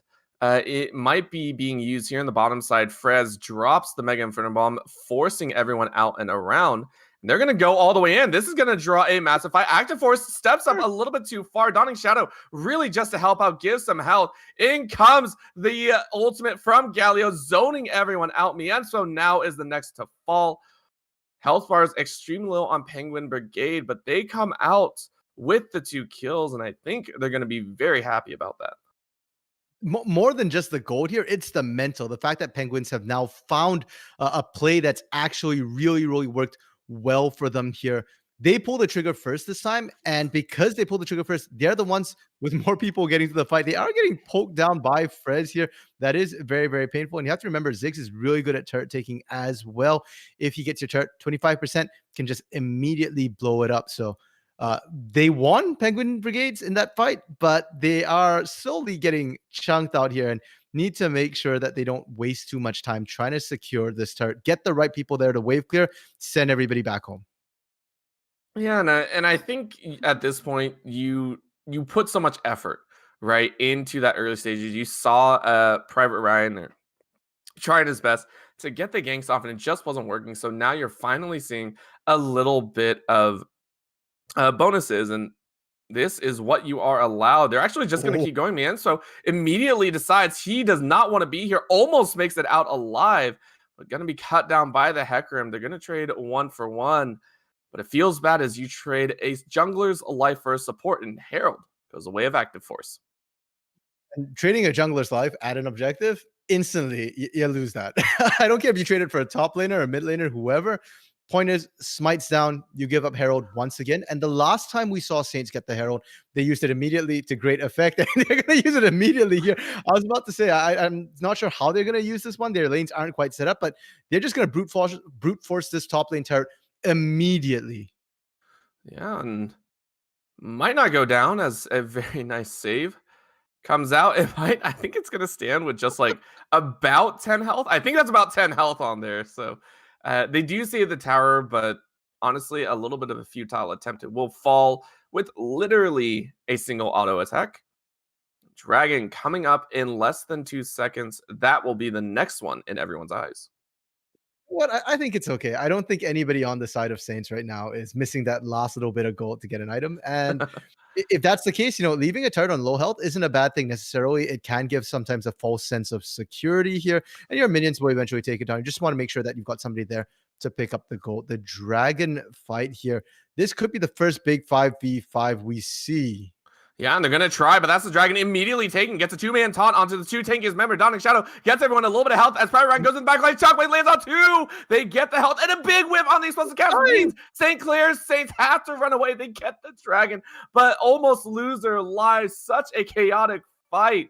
And Penguins Brigade are still looking for more. Dinguinator knows for a fact that they are still they're able to steal. He takes the Grom. All right, he says he can't get the kill. Cool. I'll take 105 gold for my troubles. They really wanted to get something off that play, and I don't blame them. That is sole point now on that Cloud Drake for the side of the Saints, and that's not where the Penguins wanted to be coming into this. That fight as well, it didn't feel the most well set up from either team, and I think that's why we saw that chaotic result where neither team really finding what they wanted. It just goes to Saints because they're there first, and I'm getting worried for the side of the Penguins. We are starting to hit that point right now where Lazy's becoming a monster. That Duskblade is going to be completed really, really soon here. And for Lamborghini, you're at that sort of power trough for Senna. You're not at the point where you're super skilled up yet. If we could, I'd love to see how many stacks she has here. And also in terms of the items, not quite there yet. We're not seeing the Rage Blade completed. We're not seeing the rapid fire cannon either. So it is really rough for Penguins for the next couple of minutes. And they might actually end up losing Soul just because they're not strong enough in stats wise. Yeah, and that would feel bad. We're only 20 minutes into the game. And if you lose Soul here, that is a very harsh reality, right? It's a hard gut check, if you will, because more or less, if you want to battle it out for about 10 to 15 minutes, the opponent has a massive advantage over you. Not only that, that means that if they have better access, at least I feel, towards that Elder, towards that Baron, and you are constantly playing into that. So I agree, this is going to be a herring event if they can't start finding some of these well-fought team fights, because the last one looked okay. But you really want to see a little bit more coordination, and maybe a little bit more damage coming through, hopefully, in the next engage. In the meantime here, Baron is up. Neither team probably looking at it right away. For the side of Penguins, what you're looking for is to just let Lamborghini skill up as much as you possibly can. Send as much CS as you can their way here, while everybody else maybe try and find a pick here. Dogwater, Shaving, and Amanda, all of them have really great pick potential if with or without Dinguinator. I feel like Dinguinator would just be icing on the cake here. The burst coming out would be great. So start sending sort of a roaming death squad here. Let your carries farm up. And for the side of Saints, they're not necessarily in a huge rush either. Lazy will skill up just fine. So far, Frez is doing well, but because they are ahead, I would like to see them siege things up with the Ezreal, who now has that Dusk Blade completed, with Frez, with that Ludens here. You've got really, really good siege potential. So just siege them and force them to respond to you. Yeah, just give them that option. And that also means that they can't pull any fancy, side lane hustles, right? You can't be surprised by the Hecarim coming in. You can't be surprised by the Camille if you always see where they are. So thus far, like you said, stalling out and maybe get some mid lane pressure. Of course, the three inner towers are still up for Penguin Brigade. But crazily enough, we weren't able to take stock of it. St. Clair's still have all of their outer towers. All the kills and all the craziness has occurred, and yet they are still objectively the safer side. That's, how their composition works here, right? You've got the Shen who can split push. So he's always going to be sitting in a side lane, pushing out. And right now, Dogwater isn't strong enough necessarily to just shove him out completely or beat him in that 1v1. You kind of go even. And you've got Frez for everywhere else. Like, he can just wave clear super, super safe. Then Mega Inferno Bomb can clear a side wave if it gets pushed out. Lazy can do so as well. And oof, that's that chunk coming through from Lamborghini already. That's what we can expect to the late game. So while I did say that Lamborghini is in a bit of a power trough, once we get past that power trough, once Lamborghini's range, starts hitting like 650, 700 at that point, it's going to start feeling really rough for Saints. So remember how I said I want to see them sieging up? I really want to see them sieging up. I don't want them to let the game stall out too long here. Yeah, it's kind of watching that team just go, come on, you have it. You're almost there. Just reach a little bit farther. But it looks like they've decided that reaching in the lanes is not the way to go. Prep for that dragon, secure that mega big important objective that you want, and make sure you have that in your pocket for the upcoming fights. Dragon in less than 10 seconds, and everyone is prepared for the fight. Active Force already looking here. Cooper does have to stand united. So the longer this goes on, the worse it is for Penguins here because he's just shoving. The poke is getting pretty nasty too. And I'm looking at Lazy to finish clearing this. Yeah, nice little chunk out on Miensfo. But remember, the longer the stall, the further Kubra gets in that split push. So it needs to be done. They know this. You can see St. Clair. They're just saying, yeah, cool. We'll dance this all day. We're not losing that much out of it. Active Force dancing right back in. Mega Inferno Bomb only lands on a few, and they're going to jump right in. Dogwater says, hello. Hero's entrance following up. And immediately, Frez goes golden. That brings Shen into the fight. Lazy is finally on the backside, and this is St. Clair's run. They got all the ultimates. They traded out on everything, and they are able to make the reconnection. Flash out by Dinguinator as down goes Amanda. Oh, man, well disengaged from the side of St. Clair, and they will take their rightfully earned dragon. Yeah, they can, if they so wish here, actually even cast their eyes at Baron. You have the Nunu who can consume, who can smite. You've got the poke as well. And more importantly, there's no vision for Penguins. Saints might not know this, but all they have to do is just ward up. There is still the sweeper here for Active Force. So they're going to be able to check this and know it's safe. They aren't even using the sweeper. They're just that confident. Yeah, that was so well fought. And now we are looking at the attempted re-engage. As you can see, the teleport shockwave is still available. So this might be an overreach. Remember, not too many members went down. Dogwater just jumps right back in. No, you go down as well. Private Ryan says he's going to try too, but that's going to be multiples down. Huge shockwave lands, but where's the follow-up? There is none. St. Clair say that is an unfortunate scenario. Flash taunt equals another death. And just like that, triple kill for Mienzo on that support Gragas means a completed ace for St. Clair. Didn't even lose a single member in that. And that was with a beautiful 5-man shock or 4-man shockwave from Dinguinator in that fight. The problem is you don't have the tools. The only ultimate that was up was the shockwave, and they walked through Baron because Saints peeled off. Dinguinator lost about 40% of their health to Baron before they got the shockwave off. So you can see everybody just getting chunked down. And now Saints just need to finish off the game here. They have Baron buff. You've got the better siege. You even have that Ocean Drake in your back pocket as well for sustain on this here. Good luck, Penguins. The next 3 minutes is going to be a slice of hell for you. I think it's not just a slice. It's about the second ring of hell down right now. They're walking all steps. And, you know, I hate to do this, but calling back to that fight, you could see a little bit of desperation, right? Yes, desperation in the fact that they went for that, but seeing how far Dogwater jumped in when it wasn't fully necessary, right? As a Camille, I feel like you don't have to jump all the way in the back line, especially when you have an Oriana. You just need to get in that front line, you know, just on the side of that entrance. That's all you need. Unfortunately, that overextension meant everyone followed up. So I want to see them be able to recuperate their mental and see if they can pull it off. And this might be one way. Dogwater trying once again, gets a Hextech ultimate in the back line, but no one is there once again to follow up. Ultimates not available. And that's going to be Amanda cut out of the fight. Huge explosive cast forces everyone else away. And the composition from St. Clair are just allowing no one close to their carries. Lazy, if you watch Lazy's positioning too, he's often late to the fights in a way. Like he's not even there when the first fight starts off. Pardon me. He comes in a little later because that's all he needs to do. He's the follow-up damage. And because he does that, Dogwater has not been able to just do the game plan where he just dives onto Lazy, or even Shaving here looking to just get onto Lazy, get down the heroic entrance. They can't do that. So they have to go for the next target, which is who? Frez. They can't reach him. Range from Zig's too long. So you've got Kubra, Active Force, and Miensfa. All three tankier members here. And sure, Miensfa isn't super tanky. Gragas does have a lot of health innately, but this is more of a support AP style Gragas. Doesn't matter. The point is, even if you do kill him, what's that going to do? The rest of the team is still there to finish you off. So Penguins needs to find a flank, it looks like. If they go front to back, they're just never going to reach Lazy, never reach Frez. Yeah, and I mean, even in that last fight, though, they attempted it, right? You saw the flank from Dogwater. You saw Amanda try and follow up. I mean, if the flank's not working and the front to back is not working, what's your next option? Where do you look at to start engaging these fights if everything you tried isn't working? Well, Just give up, or is that? Oh, you can still. Okay, I was gonna say you can maybe still do something, but Lazy just 1v1 Dogwater pretty much. Like that's the problem because your only way back right now is Dogwater or shaving, finding Lazy. That's literally it. If you can't do that, you don't have a chance. And even if you do that, you still need to play the rest of the fight perfectly there.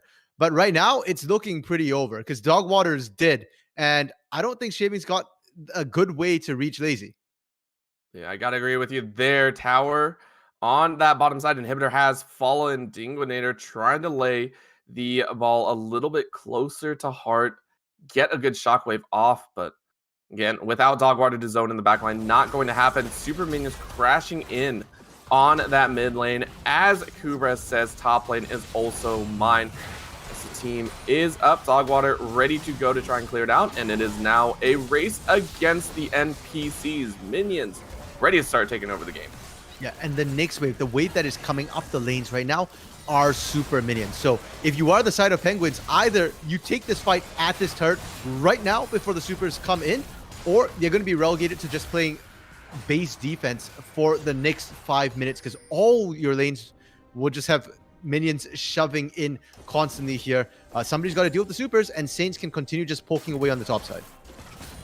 Yeah, and they really don't have that great of a wave clear comp either, right? You can't really clear very well with the Senna and the Orianna. Orianna maybe a little bit, but it's just so much pain to try, and you can see the constant aggression as Amanda actually flashes forward, gets no taunt off, and this is it. Huge Mega Inferno Bomb catches everyone in its grasp, and that's just 2 members down. The flashes are coming through. Shockwave lands on the back line, but it's not going to do any damage. St. Clair's Saints run this show, and they take a clean 4-0. 4-0, and they'll get the Nexus into the bargain here. First game going the way of Saints, and honestly, it looked, once the mid game kind of rolled around, pretty one-sided. Yeah, and I think some well-executed team fights as well as some good positioning on the Dragons forced early decisions out of this squad, right? Out of this Penguin Brigade. You saw them attempt multiple times in the early stages, Shaving, constantly trying to find those engages. Actually got some very good ganks off, in my opinion. Getting some of the flashes is just converting those ganks is a huge thing, right? What can you get, and what else can you get off of that? Huge thing, I think, in retrospect as well, was the Nunu. Very, very nice job. Get a flash first, and then again, another rotated gank, catches that first blood and played it out very well. Yeah, for sure. I mean, once again, right, the Saints have played this composition before. Everybody knows their job. Frez, just wave clear, let active force basically be your initiation, and peel as well. And Miensfa, okay, so obviously Lazy had an amazing scoreline, right? Like, we don't even need to talk about Lazy. He's the main carry. But I want to draw attention to Miensfa because those exploding casks were actually amazing at healing and making sure they couldn't get him. Because it was something I didn't bring up, but the Camille goes in. I said Hextech ultimatum, keep Lazy in there. Well, it keeps getting broken because every time we saw Dogwater try and go in, the exploding cast knocks Dogwater away, breaks the Hextech ultimatum, and Lazy can just disengage, run away, poke from behind. So it's just such a solid composition. Going into game 2 here, I think Penguins might need to just ban out the Ezreal, just because I don't think they have a way of consistently safely getting on top of the Ezreal here.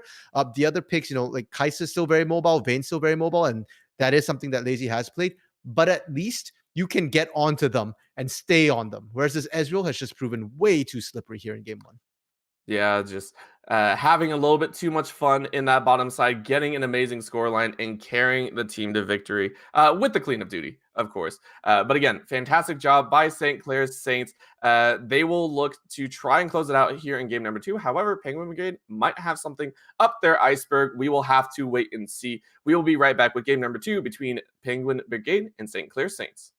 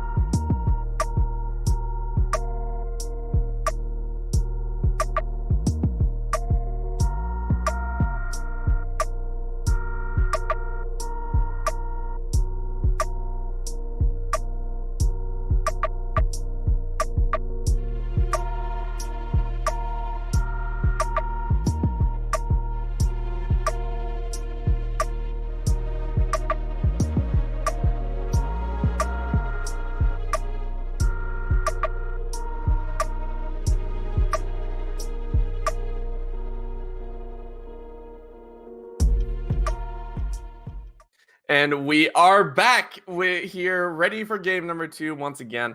After what seemed like a stable early game, and then all of a sudden exploding into mass chaos and St. Clair Saints coming out on top. We pointed it out. Ezreal was a huge linchpin, lazy on that ADC role. I mean, looking here, you said ban it away, but what else can they do, right? Because it seemed everywhere else was faltering as well. The Camille not being able to get to the back line. Yeah, for the side of Penguins, I think they also didn't execute, unfortunately, terribly well in these team fights. Like we said, we never saw Dog Water or Shaving really getting comfortably to that backline. It felt like when one of them goes in, they go in alone, and so they can just get bursted down. That would be nice as well to see them find a way to get back there. They had the tools, so it's not a draft issue necessarily. That said, draft-wise for Penguins, I know I said I didn't want to see the Samira, but I'm starting to think maybe it might not be a bad idea. Because if the enemy team, if the Saints are going to rely so heavily on an ADC, one thing you can do to sort of deal with a team that relies on their ADC is simply play a fast game. ADCs right now, we heard all the complaints in the preseason, oh, ADCs are trash, they don't do damage, etc., etc. It's not true. They do damage. The problem is that it takes longer for them to do the damage now. So if you beat a team before the ADC scales, that's an option as well. So Samira is one of those few ADCs which does really, really well in the early game, or Misfortune here is possible as well. So pick something, which does sort of accelerate the pace of the game in draft for Penguins. It's another viable strategy. Yeah, unfortunately, Samira has been slightly gutted with a lot of the nerfs that came through. Got a pretty heavy treatment, so I'm not sure if they're willing to pick that one up. But like you said, pick up an ADC. I mean, Lucian, yes, excuse me, has been running around. A lot of that mid lane can still be taken into that bot side if you so wish, right? Caitlyn still has some abilities, and honestly, there have been some very nice quality of life buffs to Jinx. Always bring out the crazy rocket launcher for fun. But again, that one's a little bit more unstable, I would say. But still, I very much agree. Have your options, find out what works, and get to that backline. Now, taking a look at the rest of it, I want to take a look towards that mid lane because Dingwinator, the man we were talking about, possibly making a change, not the greatest showing. Very nice ultimates, pretty large impact. Just seem to be off a little bit compared to the rest of the team.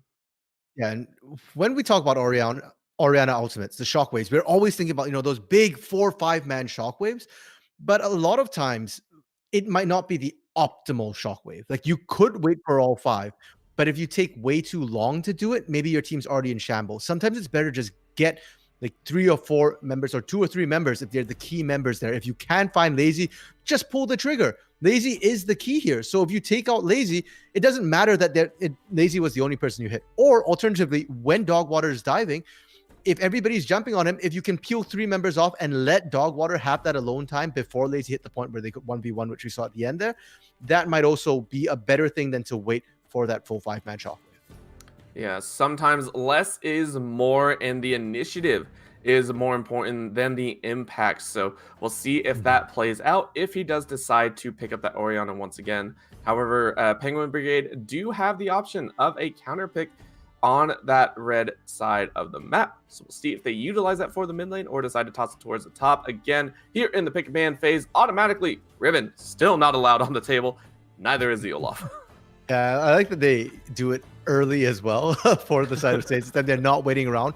And I feel like one of the reasons why they can do that is because they're blue side. Last game, Kai'Sa was their first ban here. And this game, because they are blue side, it's up to Penguins to ban it. If the Penguins don't ban it, for sure, Lazy is super comfortable playing that. Kai'Sa is that most played champion in UML so far here. So they can just first pick it away. Yeah, and it looks like Penguin Brigade has said, listen, we're not too worried about the Ezreal. And actually, St. Clair say maybe the Ezreal is the problem. We don't want to give it over. But the Ziggs, that's the crazy thing, is they have decided that the Ziggs was the primary troublemaker, a lot of zoning potential. So they take that one away. And in response, the Galio, not going to be allowed. Okay, I mean, the Ziggs ban isn't a bad ban necessarily. Frez does rely on it a lot and has a lot of wave clear potential with it. And taking a Nivea away, so what that tells me is that Penguin Brigade want to be able to play through the mid lane here. They're not going to look for Lamborghini to go head to head with Lazy. Lazy just soaks pressure like none other. So they're looking for Dingwinator as a possible breakthrough point against Frez here. And they're trying to stop all the wave clear. Problem is, Oriana is still on the table, for example. And Dinguinator didn't necessarily have the best showing on it, but it's still a really solid wave clear champion, which would also provide shields, safety to the ADC. Still a really, really solid pickup that's going to be very annoying to try and beat. Yeah, and I mean, you also had the Cinder on the table, another great wave clear champion. And like you said, the lock-in of the Samira in response to the Kai'Sa. Going head-to-head in this bottom lane. This game's going to be fast. One way or another, it ain't dragging out here.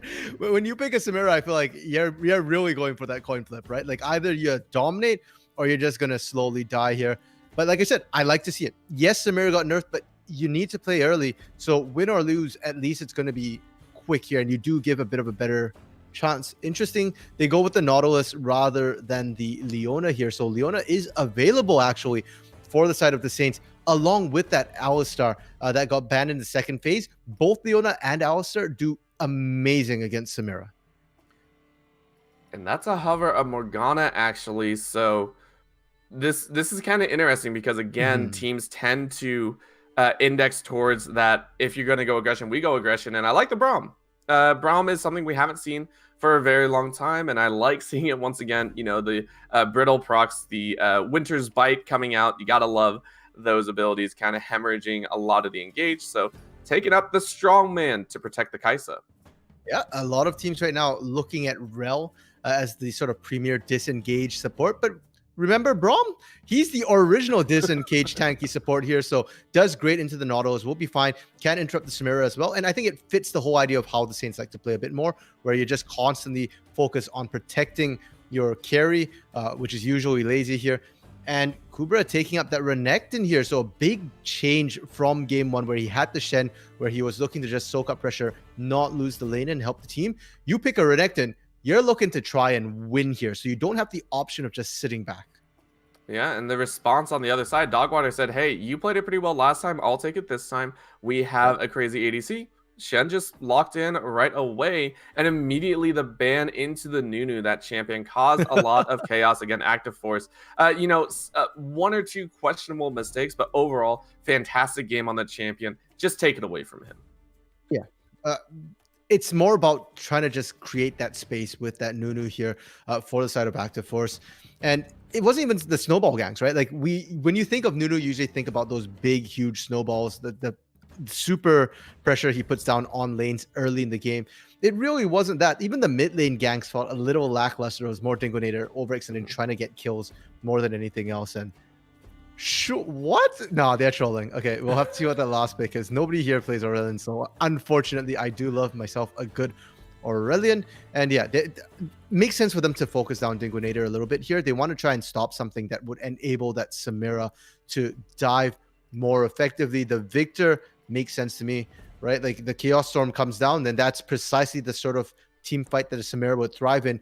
One where everybody's desperately trying to run away rather than actually turning on that Samira. Oh.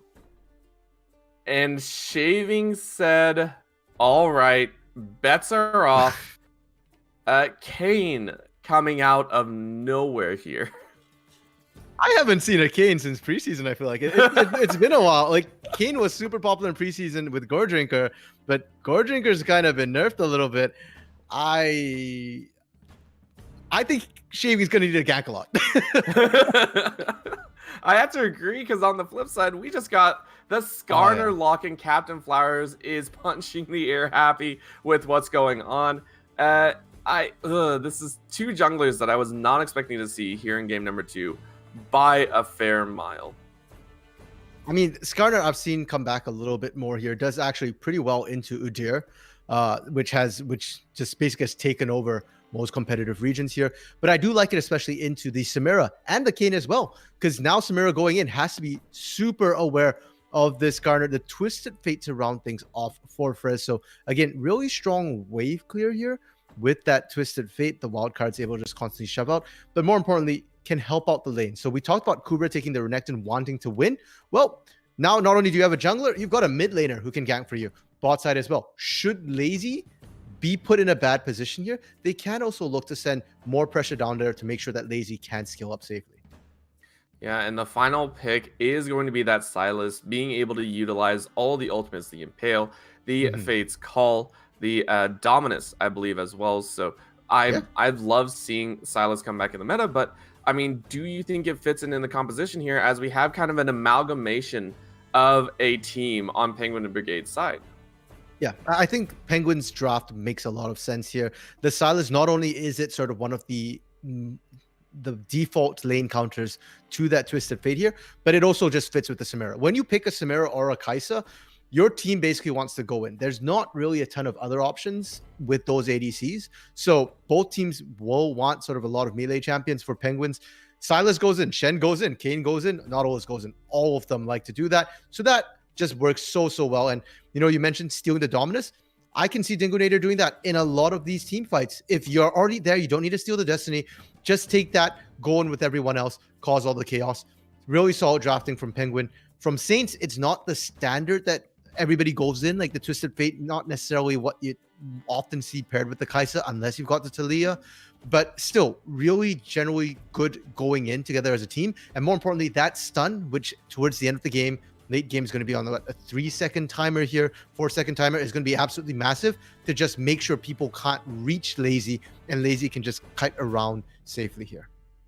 Yeah, and I can't wait to see, again, St. Clair, they were able to play that mid game into excellent condition, right? They were able to make plays all around the map, and Twisted Fate is one of those champions that also enables lane dominance from the get-go. As soon as you hit level 6 or even those early ganks, right? So Dingonator had a few issues, did give up first blood. We have to talk about that because that was very well predicted. And now it's going to be even harder, right? Melee into range, perfect setup for that TF, and I'm very curious to see if they will be able to pull it out.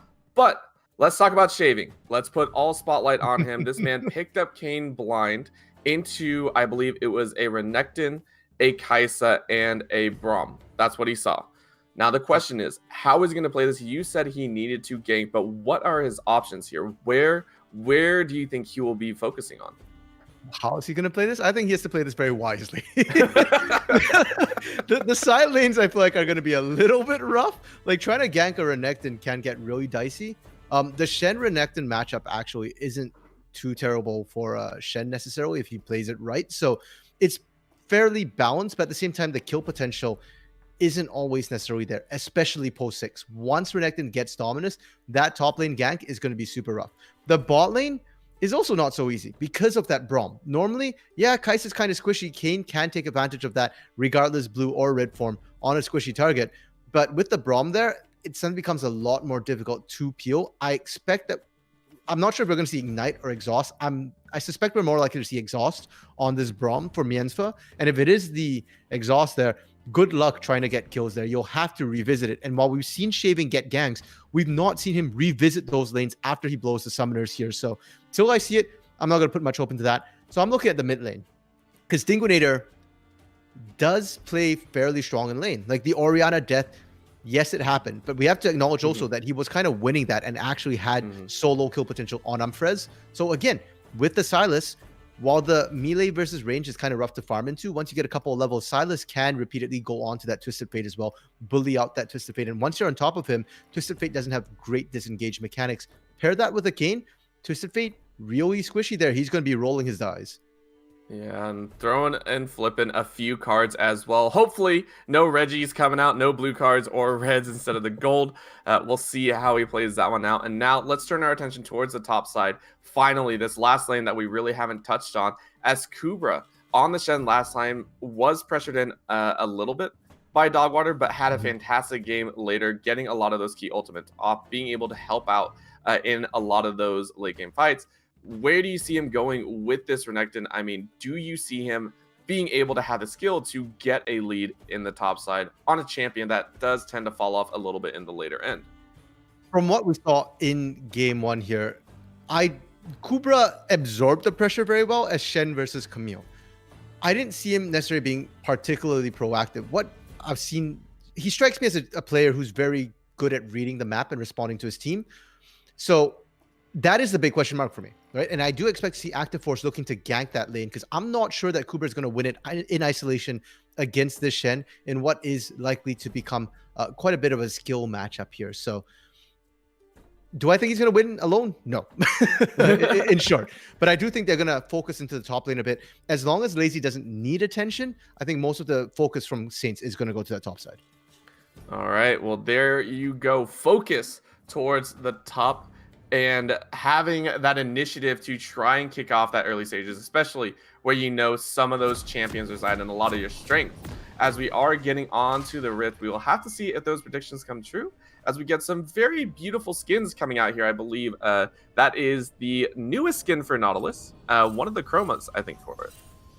Oh, I didn't quite get to glance at it. Show us Nautilus. Show us Nautilus. Observer, please show us Nautilus. I don't think he's going to. Probably not. But again, the Han, Shi, I think that's what it's called. God, I'm butchering everything today. The Shanghai skins, right? Yes, I think that's what it was. But we also get a little bit of dancing. Oh, this is very fun to watch.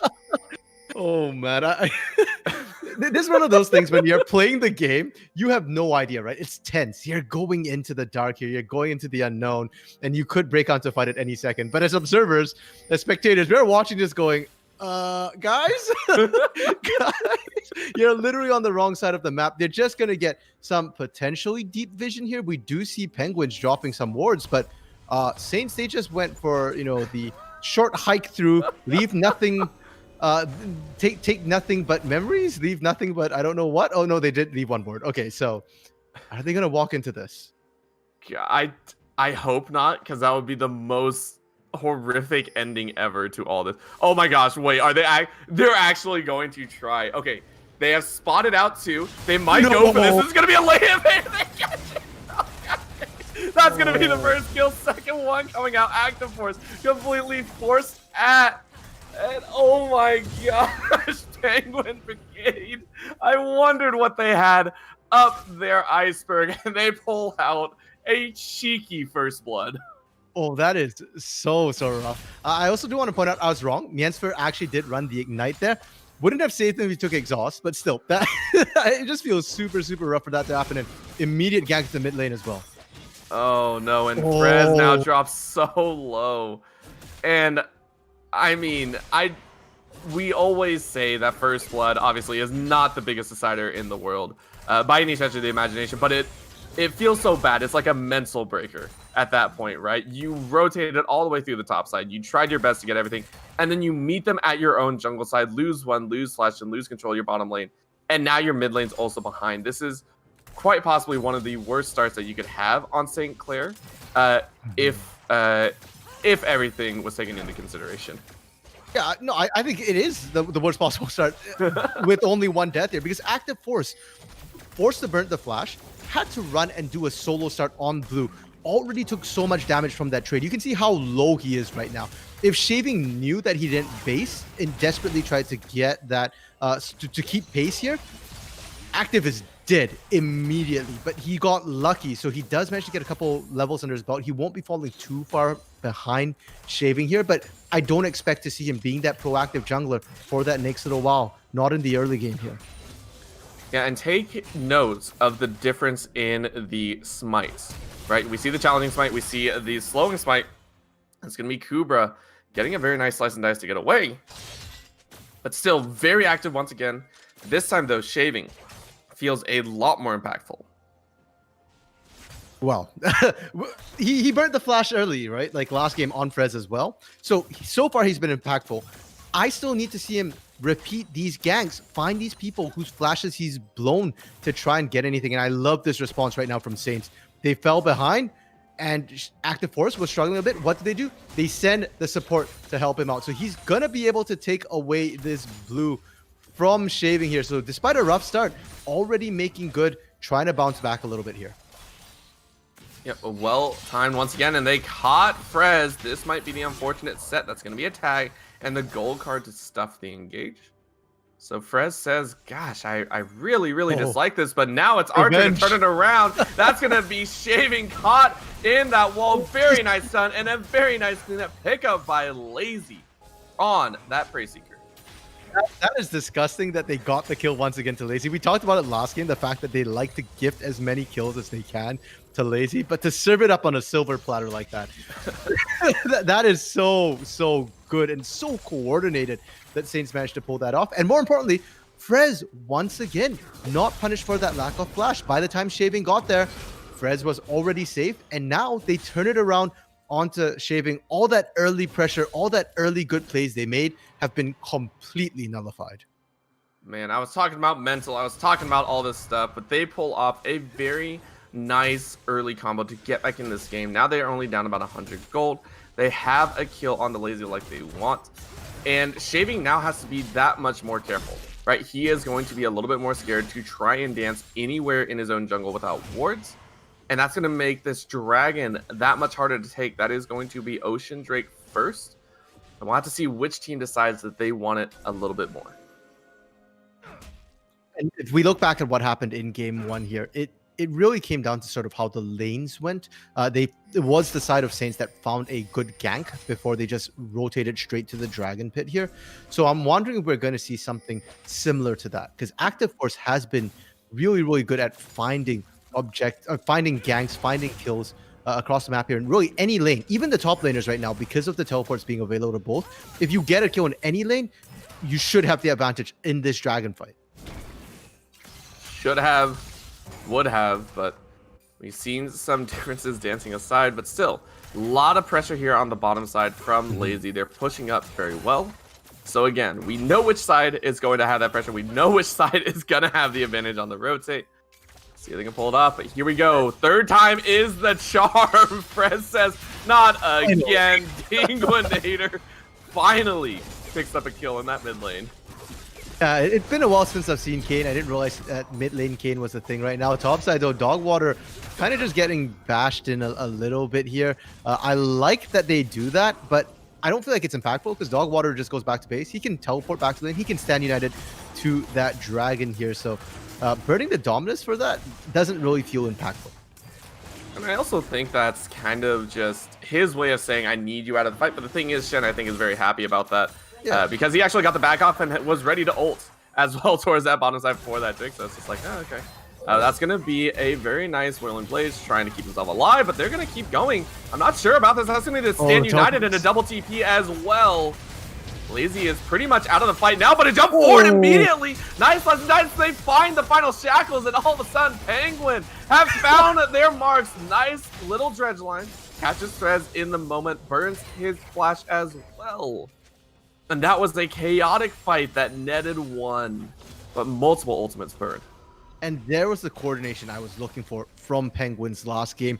It gets started off by Lamborghini going in what honestly looked like a losing fight. They weren't 6 yet. I was wondering, why is Lamborghini doing this? You don't have your Inferno trigger yet. If you did, I get it. You don't. It seemed kind of suicidal, but it was because they had already called in the support, the Stand United being used to make sure they survive. Really heads up play, and I gotta feel bad for Frez. His flash literally just came off cooldown and he had to use it immediately here. So Shaving another 5-minute window to try and abuse this flashless Twisted Fate. And you and me, we're both mid laners here. We know this sinking feeling, right? I don't have flash again. This is the third time this guy has ganked me. It's never gonna end, right? This is going to be the norm. Once you find a lane as a Kayn, you just keep abusing that. And so far, Penguin Brigade have done very well. 4-1, 900 gold lead. They have the first Drake. Second Drake is a Cloud one, so this is going to be a Mountain or Infernal Soul game. And they have all the cards in their hands, I feel, at least for the time being. Again, I've been proven wrong so many times here, and it's very much proof why I should not color cast. But I love seeing Penguin come out here in game number 2 with what feels like a very solid game plan. Yep, it's more about proactivity, I feel like, than the game plans. Because they had game plans, they just couldn't execute. Whereas this game, they're able to actually execute it. They are the ones making the moves first. They're not reacting here. That Stand United wasn't reactionary. It was all planned. And again, we see them starting to set up here. Dinguinator finding Active Force. Oh, and that's going to be a 2-on-1 as well, as the knockup is not there. Or the slow, I should say, as Active Force says, oh, there's more people here. Charges right in one more time. Dogwater here to save his teammates. So that could have ended in a very explosive fight. You also saw, I believe, Mienso and Frez waiting off in the wing.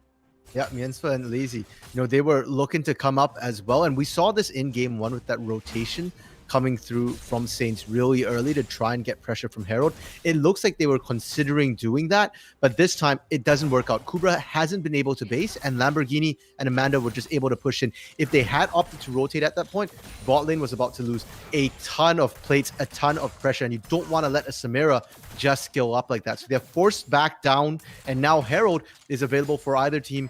Right now, Penguin's just a little bit stronger, but I don't know if Shaving is even looking that way because he just left the top side completely. Yeah, and we can actually take stock of where everyone is, right? Looking at some of the components, you can see a move towards the Thornmails early by Dogwater. Pretty standard, but now we can't even talk about items as we see the jump in. Level 6 on both of them. They're going to call the Fates call, the Mirrored Fates call, I should say. That's going to be 4 members they called in the cavalry as well. Oh, Dogwater with that Stand United said he wanted a piece of the action. Frez was just like, I'm not even going to use the Destiny to get down there. There's no point, right? Like, we saw it happen the last time. He had to burn Flash. He doesn't have Flash this time here. Would have been super, super risky. And you know what? Penguin just telling Saints right now, you guys want to play through bot? So can we. We're going to throw everything in the kitchen sink at this bot lane here. Unfortunately, it's not Lamborghini picking up the kills. It's Dinguinator who's been able to pick up quite a few of them here. So now pressure's on Dinguinator to try and carry until Lamborghini can get a lot more gold. The assists are nice though. They are still gold. They're just not quite as impactful as kills. He is definitely trying. He actually gets stunned a little bit under tower as the LSU comes out. So you can definitely see some heavy trading going back and forth between these two. But Frez so far not excited about the course of the game. Well, no, as Twisted Fate, it never feels good when you're just constantly shoved in.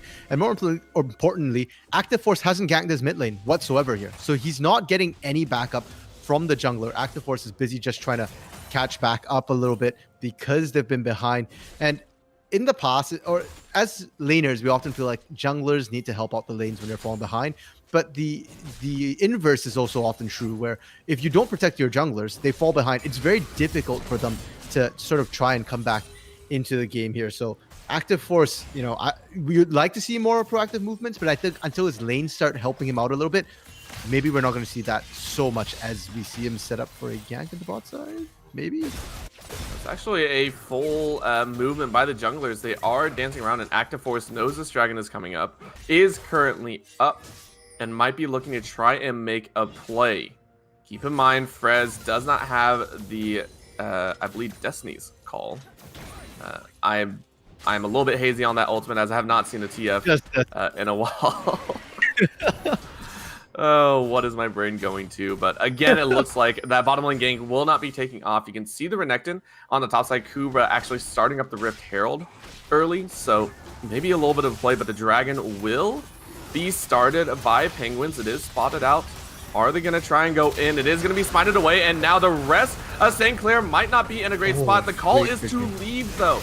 This is going to be it. Very nice appeal. They found Lamborghini. He is dead, but the health bars are extremely low. That's going to be a nice catch by Dinguinator. He is cleaning up this fight over the wall with the killer instinct. And a flash right back over. Might pick up. No! Kingslayer keeps him alive, and that's going to be Dinguinator assisting, shaving, and picking up that kill. Now that's a fitting name. Kingslayer to take down Lazy, who is that win condition, that king of Saints here. And that came down to the wire. But Penguin, they're just stronger right now. That's really all it came down to. The Impale, great. Lazy's outplays, really solid. But when you're just that far behind, unfortunately, well, I say that far, it's only about 3k. But when you're behind, these little edges do matter in this fight. Unfortunately, Kubra also peeled off the Herald to go for that. So they don't get Herald, they don't get Dragon, and they lose kills. It really does feel like we're seeing a very much stronger Penguin Brigade here. And I think that has to deal as well with Dinguinator, right? Game number 1, not that impressive. Game number 2, he said, hey, I'm turning it on. We are going to go ham, and he is showing up 4-0-4. You said this man needs to keep performing to ensure that Lamborghini becomes that monster later that can take over. Already has an Immortal Shield bow. But he is doing very well keeping Frez in check, as well as ensuring he is at the right place at the right time to catch members out and keep his jungler alive. This man has done it all and has consistently performed here in the second game. Yeah, for sure. And while I was looking at Lamborghini to step up because of the Samira, Dinguinator's doing a great job, as we've mentioned. I do want to point out, though, the cleanse from Lamborghini. I'm not sure if it's the best item here. Actually, I'll stop because Amanda's getting run down. Yeah, a little bit too far, and you know, Amanda's not the one with cleanse, so can't really get out. Not that it would do any difference, but that is going to be a kill, gifted right back over to SCS. Yeah, nice little pickup. Herald still did go down to shaving, though, so no big deal there for the side of Penguin. And the point I wanted to make with that cleanse is, who are you cleansing? The stun from Umfrez, I feel like, is the only thing you're really selecting that for, because the stun from Braum, okay, maybe it was that, but I was thinking the cleanse doesn't, if I recall correctly, doesn't work on Skarner Ultimate. You need a no, QSS it does not. It's a suppression. Yeah, so unfortunately, like it doesn't work for that. It doesn't work for the knockup from the Glacial Fissure that we saw, and now topside shaving has to run out. That's not what you want to see, considering the lead shaving should have had. Yeah, and again, it's just the tankiness, right? I think he went. I don't see what form he went. I'm not sure if he's waiting to actually get the form changed. He might be. I think with Gorjenka, he's supposed to go Red Cane, but he might have only gotten a Blue Cane form. So I'm curious to see if he's supposed to be waiting. But that is going to be a little bit of a danger coming up. But yeah, just the cleanse, not really going to be the big thing. However, there is the gold card, Slice and Dice, or not Slice and Dice from the Renekton, but the Renekton stun. Braum stun as well. So 3 of the 5 champions do have some sort of stun that it can be negated. But yes, unfortunately, cleanse does not stop a suppression. Yeah, and I think it's really that suppression in that last fight that made a big difference there. I feel like a single short stun isn't the issue for Lamborghini. It's these long knockups, the long impale. And so you still have to pay that QSS tax eventually here. And they're sat right on top of a ward. They don't know this, unfortunately. Oh, that's sad. Nice try. We'll give it that. Amanda's like, oh, I want to hook someone. that's all I want to do. But that is going to be the safe play, as both the bottom lanes still sitting, I think, fairly even, as both of them had not really picked up any kills, not found any major advantages or game opening wins so far.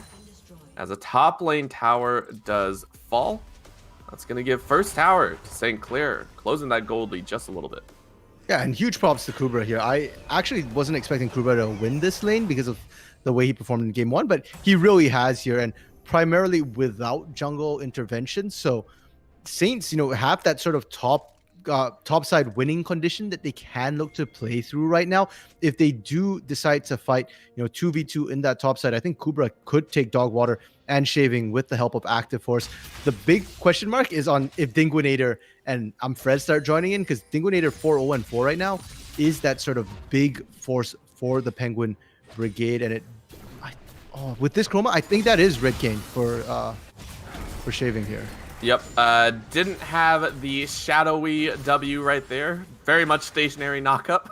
So it is going to be the tanky Rost form coming out as the Infernal. We didn't get to talk about it. This is an Infernal Soul game, and I'm very, very happy about this, because that means we get action. That's going to be the actual ultimate from System 8, getting all the way in. Amanda throwing out the ultimate depth charge, dancing on the top side. That's going to be also the Satan United all the way in the back line as they dance all the way in. They're going to try and find a triple man on. That's going to be the damage as the Inferno trigger slices through the health bars. Penguin Brigade, the most dangerous birds in the world right now. They take 4 for 2, and they will claim their 3rd dragon of the game.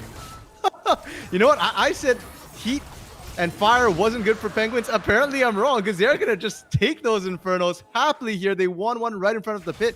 And Inferno, I feel like, is the worst dragon you could, or the most dangerous dragon, pardon me, you could give to a Samira here. The Inferno trigger, already so strong. We saw it turn that fight. I actually thought that fight might have been lost because Dogwater was kind of late to the party, but just the damage coming through from Samira here. The coin flip is starting to work. And before that fight, I think Lamborghini didn't even have a kill under their belt. So really scary right now for Saints, and they cannot take these sort of 5v5 brawls. They need to play this a bit more tactically, poke them down, and or kill Lamborghini first.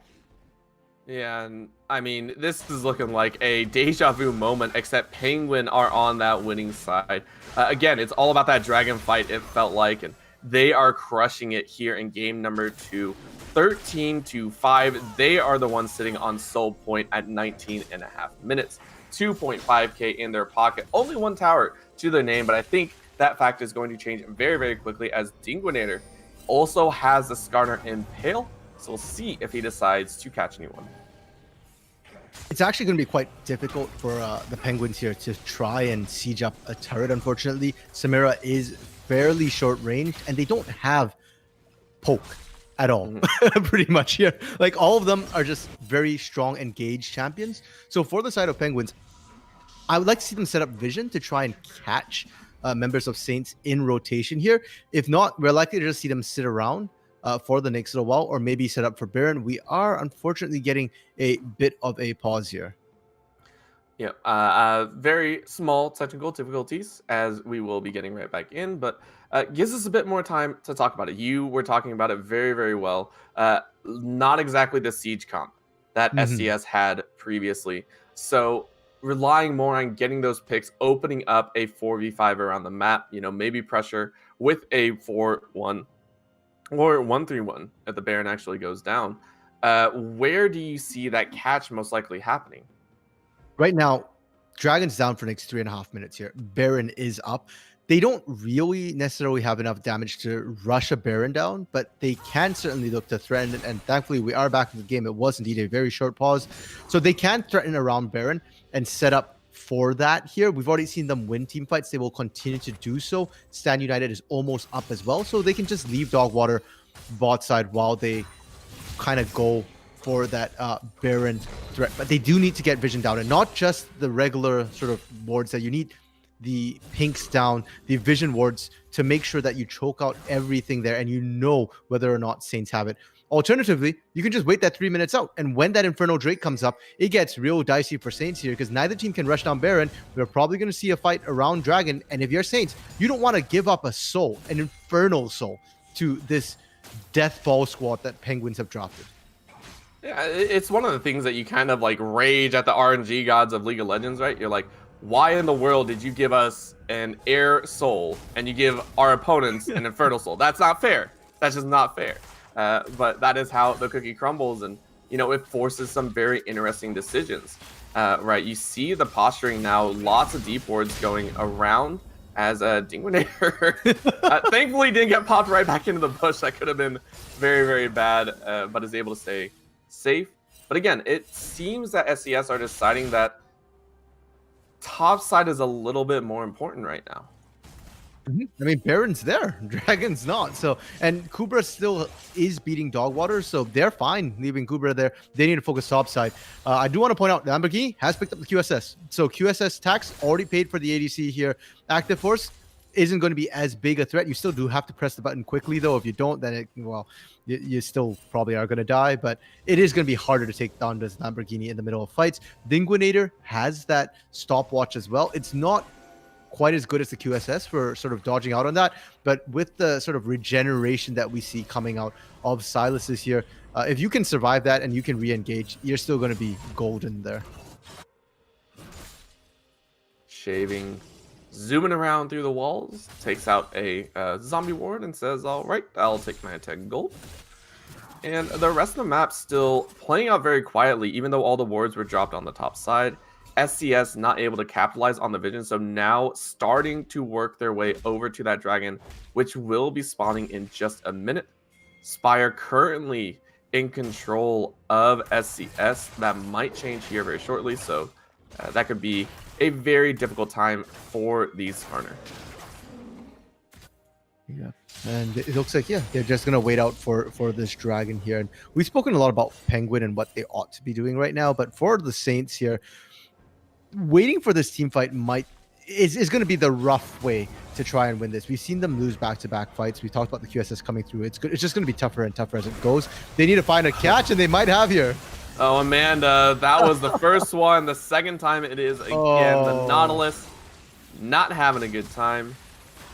Now we'll see if Penguins decide that it's worth to go for this. Again, they are on Soul. Never feels good to give over a dragon, but when you're down a teammate, might not be the chance. Good knockup though. They caught Frez sleeping. Burned the flash early. It's gonna be a nice caught who here? Yeah, they're gonna keep chasing as he's gonna flash and get a W off on the back end. Impale is stolen away. The hijack is their dragon though. Started up by Lazy. Yeah, this should have been a Saints drag. The moment they caught Amanda there, Amanda wasn't going to get back there in time. And sure, Frez burnt Flash, but so did Shaving. So all in all, it was fairly even. And the Saints managed to sneak away a dragon they had no business taking there. It's great for them. They stalled out a bit. Yes, they lose the top lane turret, but at this point in the game, no plates and it's an outer turret. You take those. Yep, happy for that trade again, having that 4% extra AD and AP, but here we go, Shaving deciding he wants to go in, and they caught Dinguinator. This might be a little bit dangerous. He flashes out, gets the same United backline fight, though, is breaking out. That's going to be a nice death charge, keeping Lazy up in the air, but that's going to be the death. Now Inferno Trigger dropping on everyone. Health bar is bleeding. Everyone's still alive, though, on SCS's side. Dogwater might have his taunts up. Yes, Kubra will be the follow-up, and one more Q might do it. Auto attack gets the double kill. Lamborghini on the back end of this fight is able to clean it up, and now, unfortunately, Mienzo is running towards the wrong side of the map, drops a ward, is going to get away with his life, as that is going to be Penguins deciding Baron. A little bit more important. Yep, Baron might be the heart might be the biggest muscle, but Baron is still the biggest buff. Active Force, I don't think he's going to be able to get in here safely. Penguin need to set up a screen. You cannot let this guy just run in here freely. If he did, that would be hilarious, but it will not happen.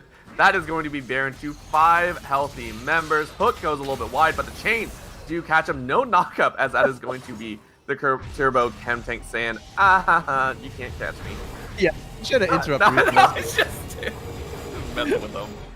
Literally taunting them because he's just buying time, right? Frez, the call was already made. Frez is not going to go for Baron. He's just going to push. They got the bot lane outer turret. They're trying to buy time for Frez to get the inner turret as well. So that's all Active Force was trying to do. Doesn't actually get much chip damage, if any at all, on that inner turret, but that's all you can get. And now you're trying to stall. They start this Baron power play in a fairly good position. All their lanes are pushed out and will continue to do so if there's no intervention.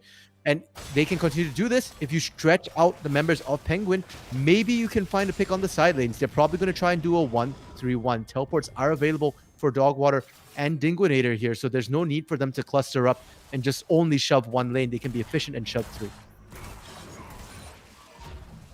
One would hope that that's what they're going to do, but it looks like SCS are trying their best to stall out a little bit of that bleeding. Keep in mind, bottom lane tower is still up for SCS. Did them very well to defend it, and Lazy sitting on that Kraken Slayer went back, finally picked up the Collector. So still behind pace, as that's going to be the hook. Go right in, and Active Force gets deactivated. It's a little bit too far up for where he wants to stand. I think that's something that Active Force hasn't experienced yet. Amanda will be fine. That so far, every time Active Force has gone in, they've been able to find their way back out. But you have to remember, you're facing a Nautilus here, which has tons of CC in the kit. With Kane, that's even more CC, and Lamborghini with that Immortal Shield Wall, with that Collector, does kind of hurt. And you're not actually super tanky. You're not an Udyr. You're kind of tanky, but you don't have that refreshing shield. You don't have that healing, that regeneration. So Active Force, if you go in, you need to impale almost immediately there. If it takes you too long, you're not going to be able to find your targets. Yeah, not at all. And that's kind of the problem right now. Active Force having some trouble finding his mark. The taunt lands. Kubra still trying to wave it up, but this might be the chance. Dogwater gets stunned up. They go all the way in. 3-on-1. No chance at all. Dogwater is taken out.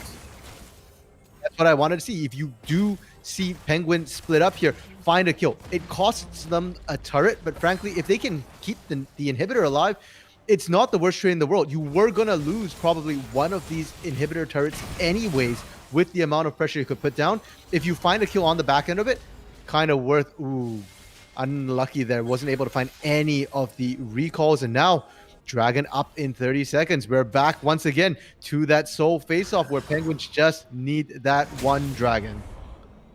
Yeah, and this time, it's SCS that are actually there early. Of course, they had that option, but Amanda this time can't get caught out where she stands. That's going to be an issue if that occurs, and that's going to be the pull. That's Aurelia's, and Turbo Cannon Tank as they slice through active force. Everything is blocked by the Samira, and the Inferno Trigger is danced right on the side, and they are melted. St. Clair's Saints lose 3 and will lose that soul. Losing the soul. This could potentially be game here. We already see Dogwater just rushing in. There's really no reason to wait. Death timers at 20 seconds. They took a little bit too long, I feel like. They will be up here, but if they're all healthy, they can siege. There's no Baron. They've got nothing better to do here. Yeah, and Dogwater very slowly working his way through that inhibitor. I think he was doing about, 20 damage per hit. The rest of the team is there to back it up. They will get the bottom side inhibitor, and they have to feel happy. That fight coming out of the base was one of the cleanest I've seen from them so far. They do opt to back out. They're not going to siege this one here. They could have, but there's not much to gain here necessarily. So they back off. Baron coming up in a minute and a half. And this time with the Inferno, so even if we do get the fight that we didn't see the last time, it's going to be super risky active force. Oh, and remember, Lamborghini actually doesn't have any of the actives available. The cleanse is there, but I mean, that can't really stop that much. Yeah, Impale goes through, but stuck right in the middle. That's going to be the Inferno Trigger, but immediately stunned right back up. Lamborghini goes down. That's a big damage source down. And Dogwater gets caught up too. He uses St. United and falls. What a catastrophe. Here in the second. Now, what can St. Clair get out of this? Well, they can maybe get a turret. I was so excited. Yeah, I mean, it looks so good. The fact that the Saints found the kill is excellent there, because you don't win fights in equal numbers. And honestly, I was watching Active Force and Miensfa thinking, how are you going to kill Lamborghini? You don't have enough damage. But thankfully, the Lazy was able to get there, with those killer instincts. So that's really solid. By the time Baron comes up, Dogwater will be up. Stand United is available. Lamborghini should be there before Baron goes down as well. So they can't necessarily sneak a Baron, but what they can do is they can at least set up vision to try for it here. The issue, though, is no teleport on Kubra and inhibitor down the bot lane. They can't do the Baron dance. Penguins just have to wait a little bit. The moment anybody shows up to deal with the Super Minions bot side, they can pull the trigger. They can start a fight. So Saints right now, you got to pull the trigger. You got to be quick on this here, because you're the one with a timer in that bot lane. Lamborghini spotted, grabbing that red buff, so everyone knows this is the game-defining moment. Take the Baron, take the game, lose the Baron, lose your lives or anything of the sort. Former members posturing, make that 5 as Kubra finally joins in.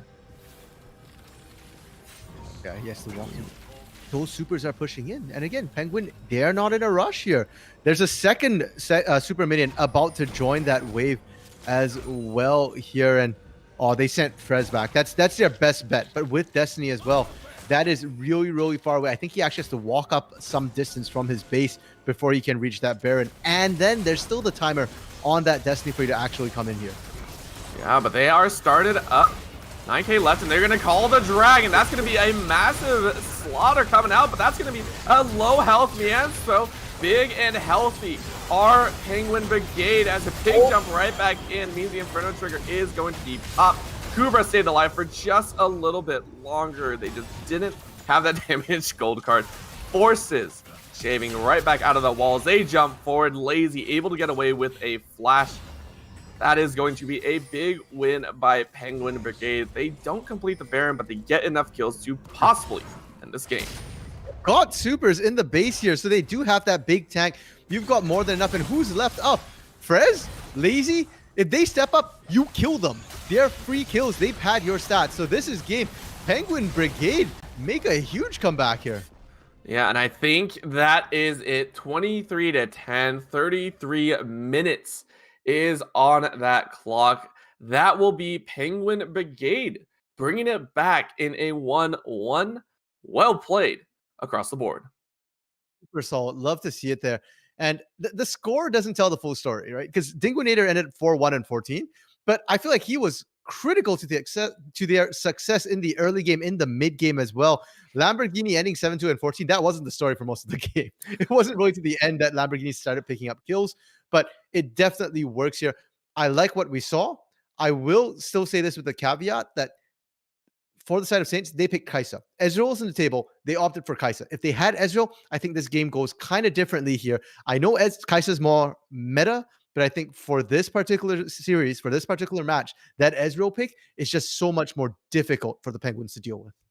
Yeah, not only that, we have to talk about shaving, right? This Kane came out of nowhere. It was a blind pick into the jungle matchup, and he showed up, right? Yeah. Consistent gains across the board, and this time he actually was able to capitalize on it, was able to pick up a massive scoreline, 7-1 and 13, I think, for himself. So fantastic play from him. And now, looking at St. Clair's Saints side, game 1 was a steamroll. Game 2, Slaughterfest on the opposite side, and you have to be ready for game 3. What do you think they're going to bring out here?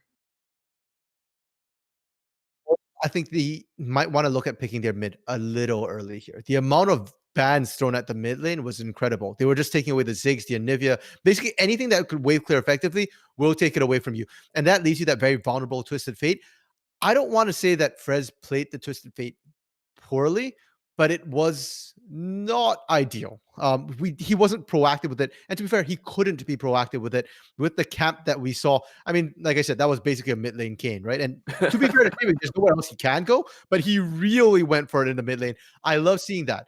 But for the Twisted Fate, if you can't deal with that, you can't pick the Twisted Fate. Pick something else. Maybe, well, they banned away the Gallows, so they can't. But I'm thinking, something, pick the mid lane a bit earlier, or else you're just going to get banned out. And if you're mid, you just don't want to expose your mid that much. Yeah, and that will be the name of the game. We'll see how that one plays out. However, we will go to a short break. We'll be right back with game 3 here in week 4 of the Upsurge Minor League between Penguin Brigade and St. Clair's Saints.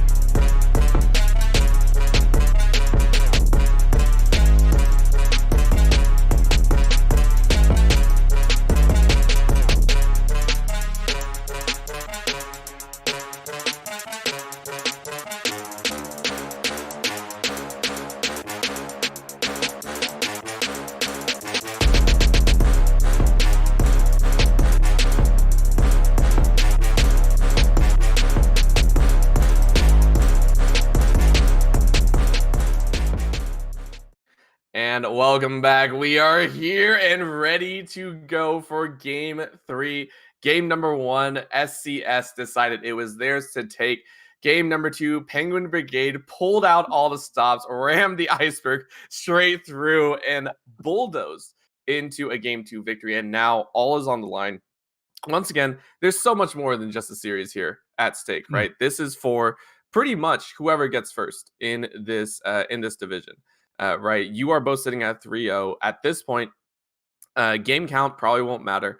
You're expected to win your next series, right? After this, you're expected to win that game 5 series. So this is it, right? Whoever gets this gets first place, and it has to be weighing on their minds. Yeah, I think the other side of that is also that even if the loser loses here, odds are they're still going to make it into the playoffs, right? With how strong these teams are, they don't look like they're going to be dropping wins to any of the other teams in the division. But it does matter for seeding, right? And if you want to be the first seed out, because then you have a bit of an easier run into it. And while, yes, if you're the best team, you're going to win everything anyways, but there's still luck of the draw.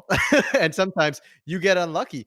Sometimes you have bad matchups. You want to avoid that as much as possible. So, you know what? You want to win. And besides, you just want to win because the best team always wins. You want to say that you're the best here. These two teams have been really good. Yeah, and I mean, nothing can be said more than all these teams have shown up and had their moments to shine, right? Game number 1, it was definitely Lazy coming out, as well as the rest of the team really backing him up, giving him that disengage whenever he needed it. Game number 2, Dinguinator, I want to say, as well as Shaving and Lamborghini, all 3 of them stepped up, really shown through as well with the top and bot support to be able to round out those compositions, be able to play those team fights very well. And now it all culminates into this. We've had multiple storylines moving through, and this is the end point. Who can show up on the Rift?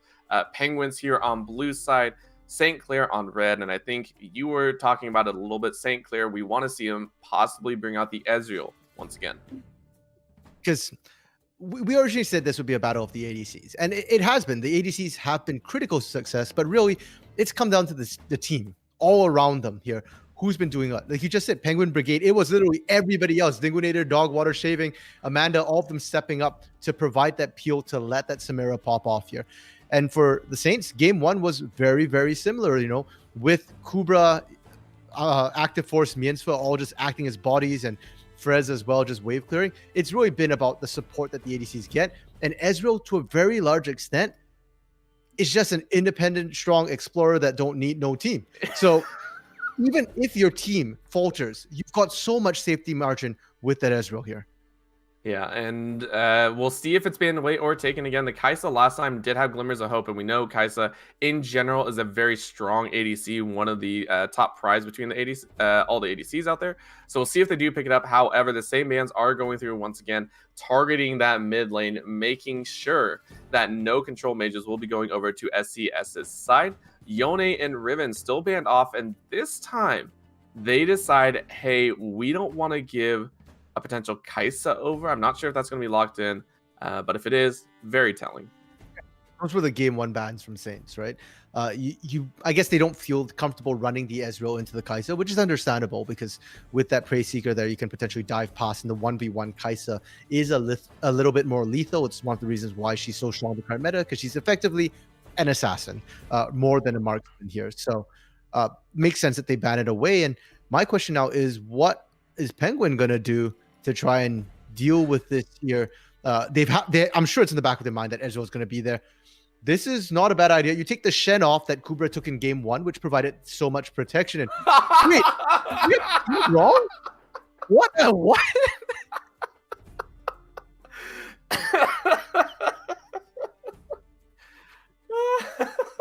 Okay. Yeah, we have confirmed it. Penguin Brigade on the blue side. That is correct. It is Saints on the red side. They're just opting to swap bans here. So I really don't think that the game's that big a problem necessarily. Like, yeah, it was good, but I think it was just more the way Shaving played it. And Seraphine pick up. That's a solid choice, right? Like, looks like we're gonna see a big change here in terms of how the teams want to play this. I just feel that was the most disrespectful pick that came out because it's just like, oh, you play that. All right, here we go. But that is not Seraphine take. And here we go. The team said we'll take every little bit of what we have played thus far and just toss it into a hot pot. Good luck grabbing your champion. If you don't grab it first, we'll grab it. I love it. Shen, Ezreal this time for Penguin Brigade. However, the Seraphine left open all through games 1 and 2. St. Clair Saints decide it is their time to pick up that champion.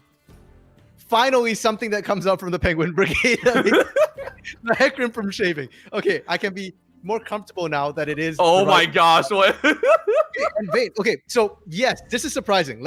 Vayne has not been seen since the early season 11 here. The Kraken Slayer works great, but it hasn't been seen since. Lazy has played the Vayne before. This is not something that's coming out completely out of left field. I believe it was just last week that the Vayne came out for Lazy here. And it's actually really, really scary because we talked about how Lazy wants a champion that is independent, that doesn't have to rely too much on the team. Ezreal, obviously the most. But when you've got that Vayne as well, with the ultimate, with the tumble, you can go invisible. It's still really, really scary. Into a Shen, really strong. You can 1v1 the Ezreal as well. So this pick, as weird as it might look right now, is actually still a very, very solid pick for this draft.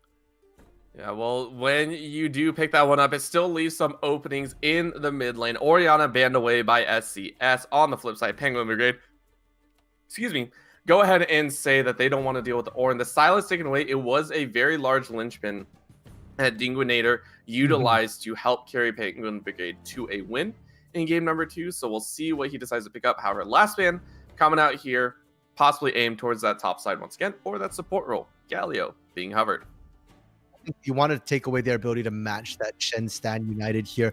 If there's not tons, like, what else is there? Jungle's already taken, so you're not going to see the Talia. You're probably not going to see the Nocturne. You're not worried about Twisted Fate. We've seen that before. Ooh, I like the Nar pickup here coming through from Kubra. Has also played it before. Does quite well into the Shen. It does provide that tankiness that they often want coming through, and it looks like they're leaving potentially their mid lane pick. I'm assuming that's a support Seraphine that we might see from Miensfa and not a mid Seraphine from Frez. Well, either way, whoever he is facing, Dinguinator said, all right, we will take the Victor, the Master Augmenter in that mid lane. See how he faces up against a potential Seraphine or a potential Assassin, as again, Frez does like to sometimes play that. But Amanda, hovering and locking in the Morganas. So, long-range poke, CC, whatever you want to call it, will be run in the bottom lane alongside that Ezreal. I like this pickup. Okay, so it is, or actually, is it a? I'm not sure where this Lulu and. Oh man. Either way, I'm gonna assume it's Seraphine mid because I think that's what's more common right now in the meta here. So yeah, I like the Lulu pickup a lot because now you've got shields, you've got heals, you've got peels, all for Vayne here. And if ever there was a champion that you could chuck. If you could basically play around for an all-star ADC, it is going to be that Vayne. Saints really all-inning so hard on their ADC carry. I feel this is St. Clair saying, yeah, let's just fall back to solo queue, right? This is one of those compositions, not the composition, I just want to say the bottom lane that you see utilized very often when you have a very strong ADC where you know your ADC can carry, so why not give them the props? Coupled, obviously, I'm guessing St. Clair were hoping to take the Shen, give that top lane a little bit of access to shielding the Vayne as well, but still, very clear adaptation coming out of SCS. They say, we want the Vayne to win, now let's look on the other side. A little bit of disengage, a little bit of engage, a little bit of damage, a little bit of everything. Penguin Brigade, with the composition that's come out of SCS's side, do you think this is going to hold up? First off, we do have confirmation. It is Seraphine mid. It is Lulu support. As to Penguin Brigade here, this is a very different sort of matchup from that first game that we saw, where the Ezreal was facing rather immobile backlines and could just freely fire here. Now you actually do need to really focus on that Vayne because she can shred through your front line here. I think Penguin Brigade have a lot of really solid tools, right? The Stan United Ezreal to keep him alive. Great. Victor, your Vayne's coming into me. I'll drop a Chaos Storm on you. That's really solid as well. You try and go in. Morgana presses R, Soul Shackles. Gonna force Lazy to move in and out of the fight. Just can't always just be running forward, which we often see with that Vayne in that final hour, just looking to hunt people down. So I think they have a lot of really strong individual tools. I think they have really strong front to back fighting as well. But oddly enough, I actually don't think that they want to team fight with this composition here. Shenton's really Onslaught of Shadows, great engage. Victor's a huge team fighting monster, but into a Gnar, into a Kayn and a Seraphine, no. You want to actually play backwards and let them engage into you. Save that Onslaught of Shadows for when you can guarantee to lock down Lazy, or if you can pick off Frez, because that's basically kind of what you're looking at. The problem is they do have to contend with double shields and healing onto Lazy here. And I don't know if they can actually cut through Lazy fast enough here with the disruption that's putting through. So as much as I like the orthodox front to back from Penguin, I think I might give the edge a little bit to Saints here, just because I don't know if you can kill the Vayne. I agree with that. I wholeheartedly do. Vayne is the bane of just about any solo queue game when you run into a good one, right? It's like running into a good Katarina. They're either really bad or really good, and you really don't want to take that coin flip. So I'm excited to see this Vayne pop off. I'm excited to see the heals and what they can play off, because, again, these are both teams that have shown that they excel in knowing, hey, other teams desperate, they have to engage, we can disengage. So we know both these squads are able to do that. We know it's happened both ways thus far, and I want to see it come out here in game number 3. I want to see a clear distinction that these teams, floundered a bit in games 1 and 2, had some mismatches, but able to pull it out. I would love to see a very clear, decisive disengage into re-engage and really show off their talents moving into that week 5, moving into that playoff standing. Now, we talked about the bottom lane, Lazy, of course, with Lamborghini and all that fun stuff. Let's go back to that mid lane, because this is probably where we've seen the most variation, I think, in champion selection, right? Seraphine, number 1, seen it mostly in that support role. Talk me through this mid lane. How is that really going to play out for him? It's going to be Fresh trying to survive again. If we learn anything from game 2, it's the fact that if you're a champion who is sort of vulnerable here, you will get hammered down. Dinguinator likes to play aggressively here. So when we talk about the mid lane, I can't help but look at the jungle, because to me, it's more than can Dinguinator, get pressure onto Frez. Probably not on his own. They're just both going to wave clear for the most part.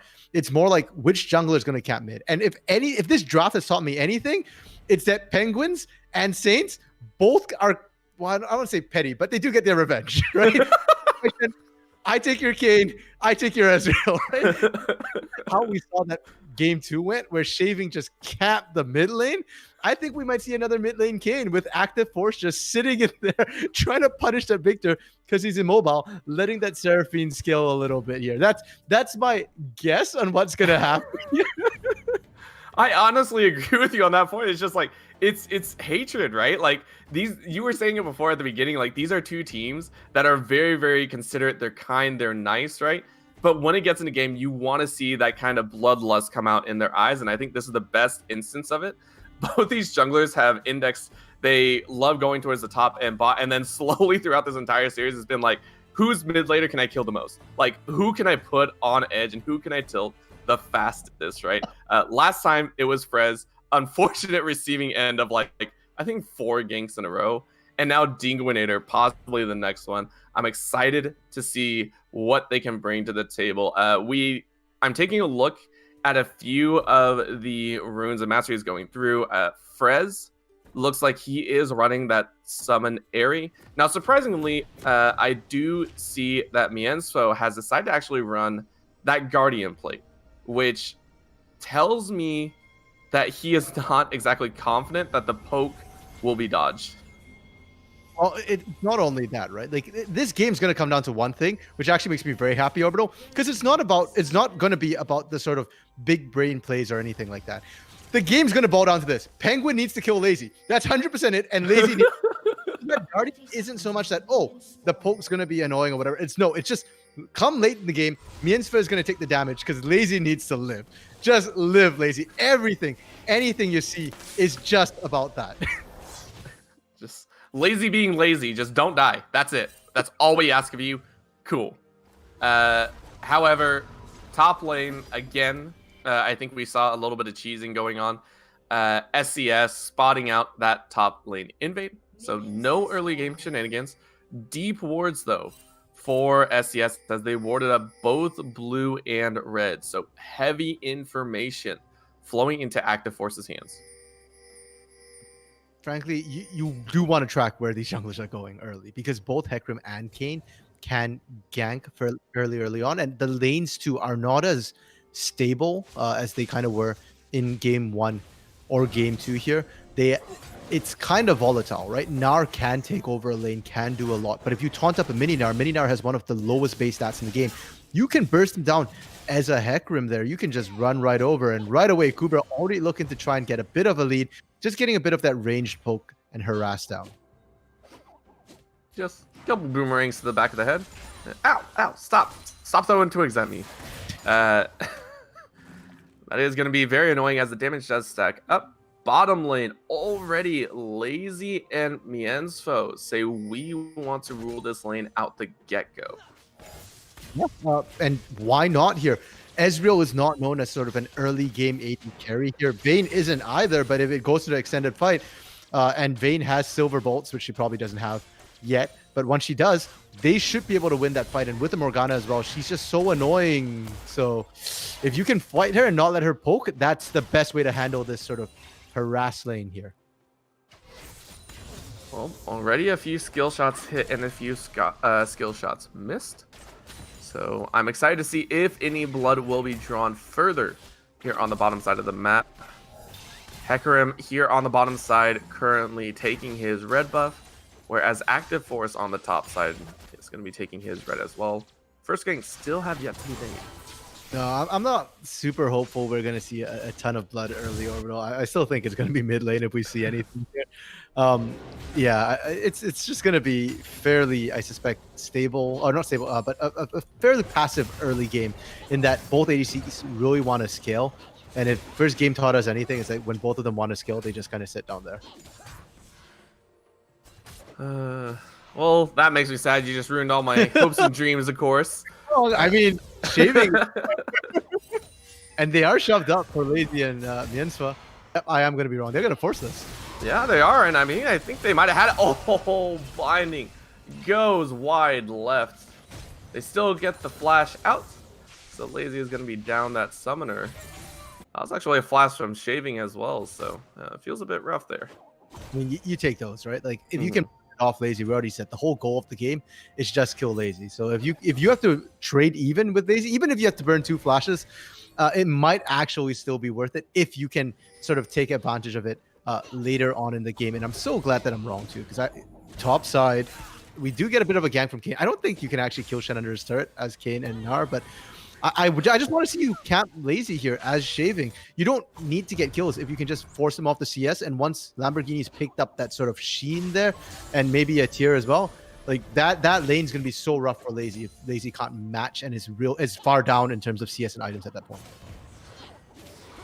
So far, he has done very well to keep up with it. Dogwater, though, getting jumped on, and the W misses from Active Force. I think if that landed, that would have been a dive attempt. But Dogwater keeping himself safe and happy under his tower. Too bad for Dogwater here.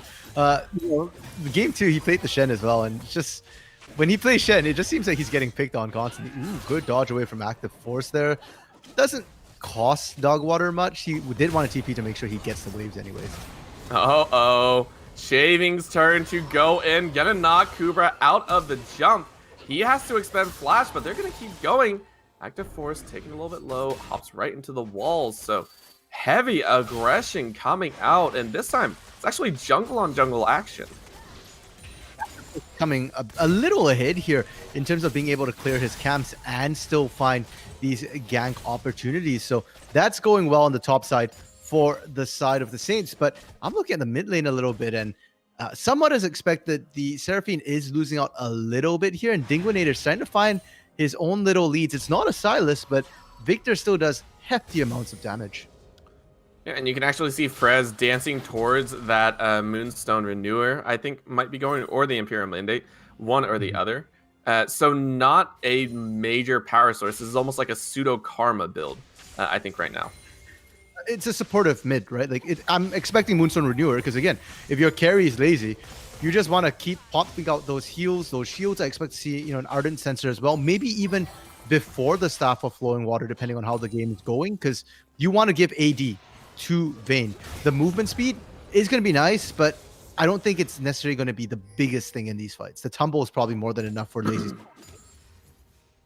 Yeah, and just keeping track of that CS differential. Again, first blood nowhere near occurring, but good attempt by Kubra. No mana expended, so might as well give it a shot. Yeah. Mega Nar's stats are really nice to poke with. You can just chuck rocks anyways, so it certainly doesn't hurt. And more importantly, you've got the vision board, so you know if you're going to get ganked, and you can run away anyhow. And like you said, Dingonator just trying to play in the mid lane, trying to find a little bit of an advantage. Ocean Dragon is up. It's about 7.5 minutes in, as we do see another gank attempt, but nothing doing. Both these junglers and the laners now kind of keying in to this over aggression from both junglers and realizing that everyone has to play on their toes. Really solid heads up play there.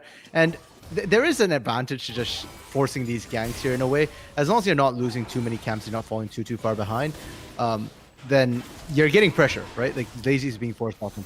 They're going to start this dragon up here. They should be able to get it, but my question is, can they get out after they get it? Yeah, well, the binding does land. That's going to be the Encore landing, and he stole it. That's going to be very, very big as Shaving is taken out, and SCS are going to claim a very happy victory there. They get first blood, they get the dragon, and they get all the pressure in the world. Absolutely massive for them to get that Drake as well. That's going to hurt Penguin so bad because they had the right setup for it. Unfortunately, that Encore from Prez was on point, just making sure that they could get Active Force in there, get to that 50-50. And Active Force was up 2 levels. So the smite damage, that wasn't a 50-50 smite. That was more like a 60-40 or higher for the side of Saints. It feels bad. It feels very bad when that occurs. A late ultimate from Dogwater also wasn't able to keep Shaving alive, right? And this is might start being a problem. I'm not sure. However, we do see the CS leads going in favor of Dingonator and Lamborghini currently. So at least they have that going for them. The gold lead is not terrible. This is currently sitting at about 800. A lot of that goal lead is coming from this jungle position here, where Shaving has fallen behind. As I was saying, if you get ganked and not lose too much, it's fine. But Shaving was losing out, was on a lot of these jungle camps on pressure as well. So it's not super worth. And if his lanes can't capitalize on that, that is an issue. This bot lane right now is slightly in favor of Penguins with that Sheen and the Caulfield's Warhammer pickup from Lamborghini until Lazy gets sort of that Kraken Slayer. And even then, depending on how far ahead Lamborghini is at that point, it should still be favored to the side of Penguins. Man, as soon as that Dark Binding misses, we see almost an all-in from Lazy and Mienspo, which is the right way to play it, but it still hurts to see, right? It's just like, oh, okay, one skill shot means I'm dead. Cool. But still, a little bit of CS lead. We do see the Caulfield's Warhammer plus the Sheen built. So Lamborghini, I believe, should be getting those items here shortly. Frez kind of bullied out a lane as the Rift Herald will be started up by Active Force. The Herald will be, I feel like, nice for Saints right now, especially when they already got the Dragon. I actually hate to see a team get both in a way, or I feel like it should not be a common occurrence for a team to be able to get both First Drake and First Herald. It feels like you either didn't get contested, and so you got free objective one side or the other, or that you're really falling behind. Ooh, level 6. I mean, you said falling behind, and I see falling behind for sure. Outright 2v2 in the bottom lane. That's a 1-for-1, but Lazy, I think, is going to be happy. Popped up second kill for him. I mean, a 1-for-1 trade for Vayne. I think he will be okay with that. More than okay. Lamborghini didn't get a kill at all, so he doesn't get the gold there, does get the assist. But for Lazy, you just want to get kills, even if it costs your own life. Dogwater now trying to get out here. And a follow flash, actually, as they might look to dive this. I mean, they committed a little bit, and they have to pull off. Active Force takes a lot of damage right there, as he's looking What is he doing? What is he doing? Look at trying to stop the back. It was kind of iffy there. And now he's in the enemy jungle, kind of low on health. And oh, Shaving's here. But yeah, Shaving doesn't bother chasing that. You're just trying to stop the Herald there. And that's something I noticed for Saints. They use the Herald really quickly. I'm not sure it's optimal. Yeah, sometimes you want to hold it to try and get a bit more. You know, you want to actually get first tower, but dropping it like that, you only get 2 plates. Really not worth your time and effort, I feel, a lot of the time. So, of course, we're not the ones playing, so maybe he just wants to get those plates as quickly as possible, knows he might not get the options later. Huber, though, will knock down that 4th plate and possibly tower here in the next coming minutes. So a lot of nice gold, and Kubra, we're already seeing it has an absolutely massive lead there. What is that, 34 CS advantage here? So you should be able to get first turret if they don't send anything to help dog water out here. And once you kind of take that first turret, it unlocks Kubra to start looking to roam as well.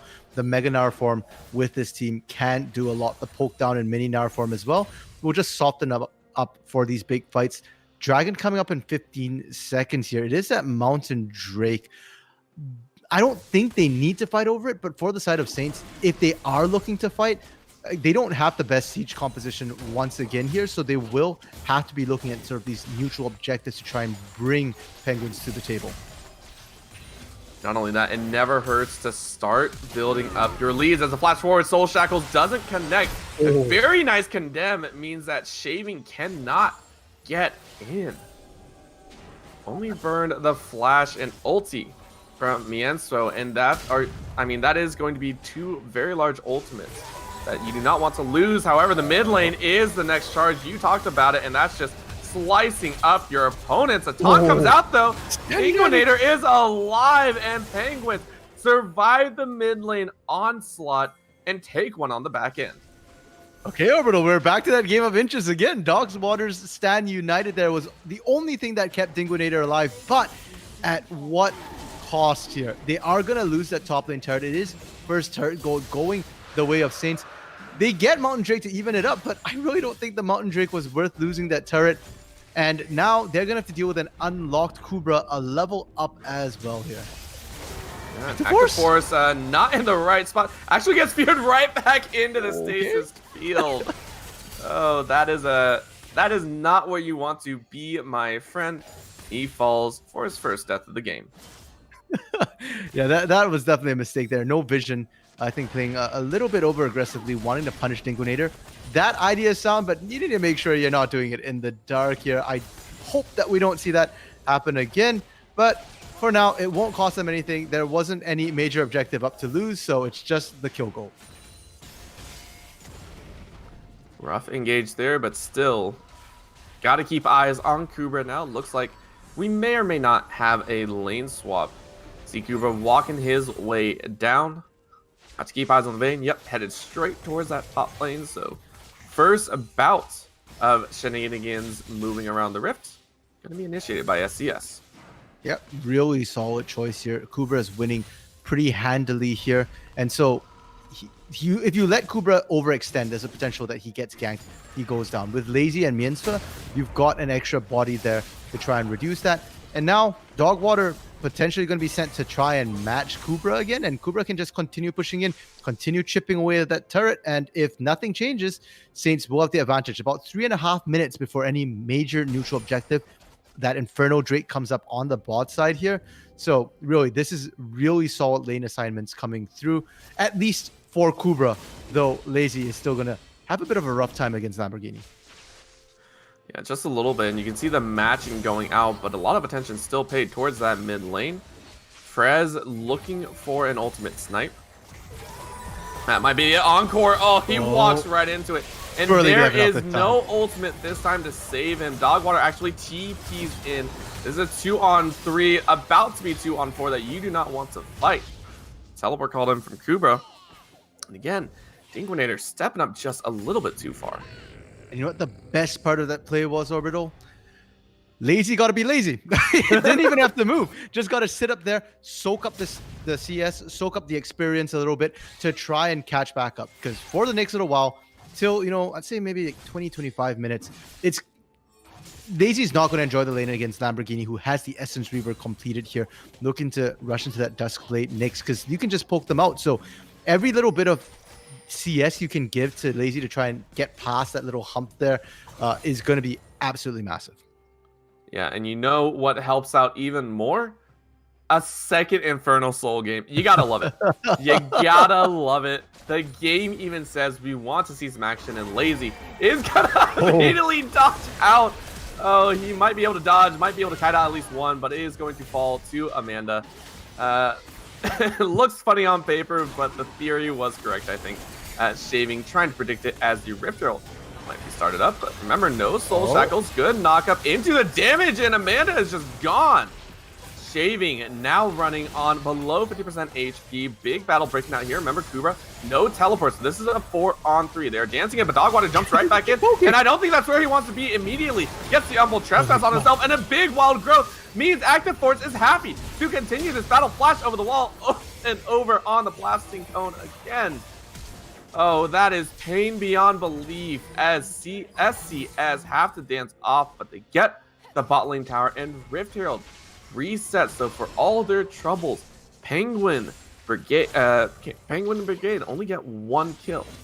And they lose the bot lane turret. Kubra sat there just chipping away at it. And we talked about the fact that Kubra already had the favorable lane assignment. The only thing that could make it better is just to have a free lane. And that's exactly what he got.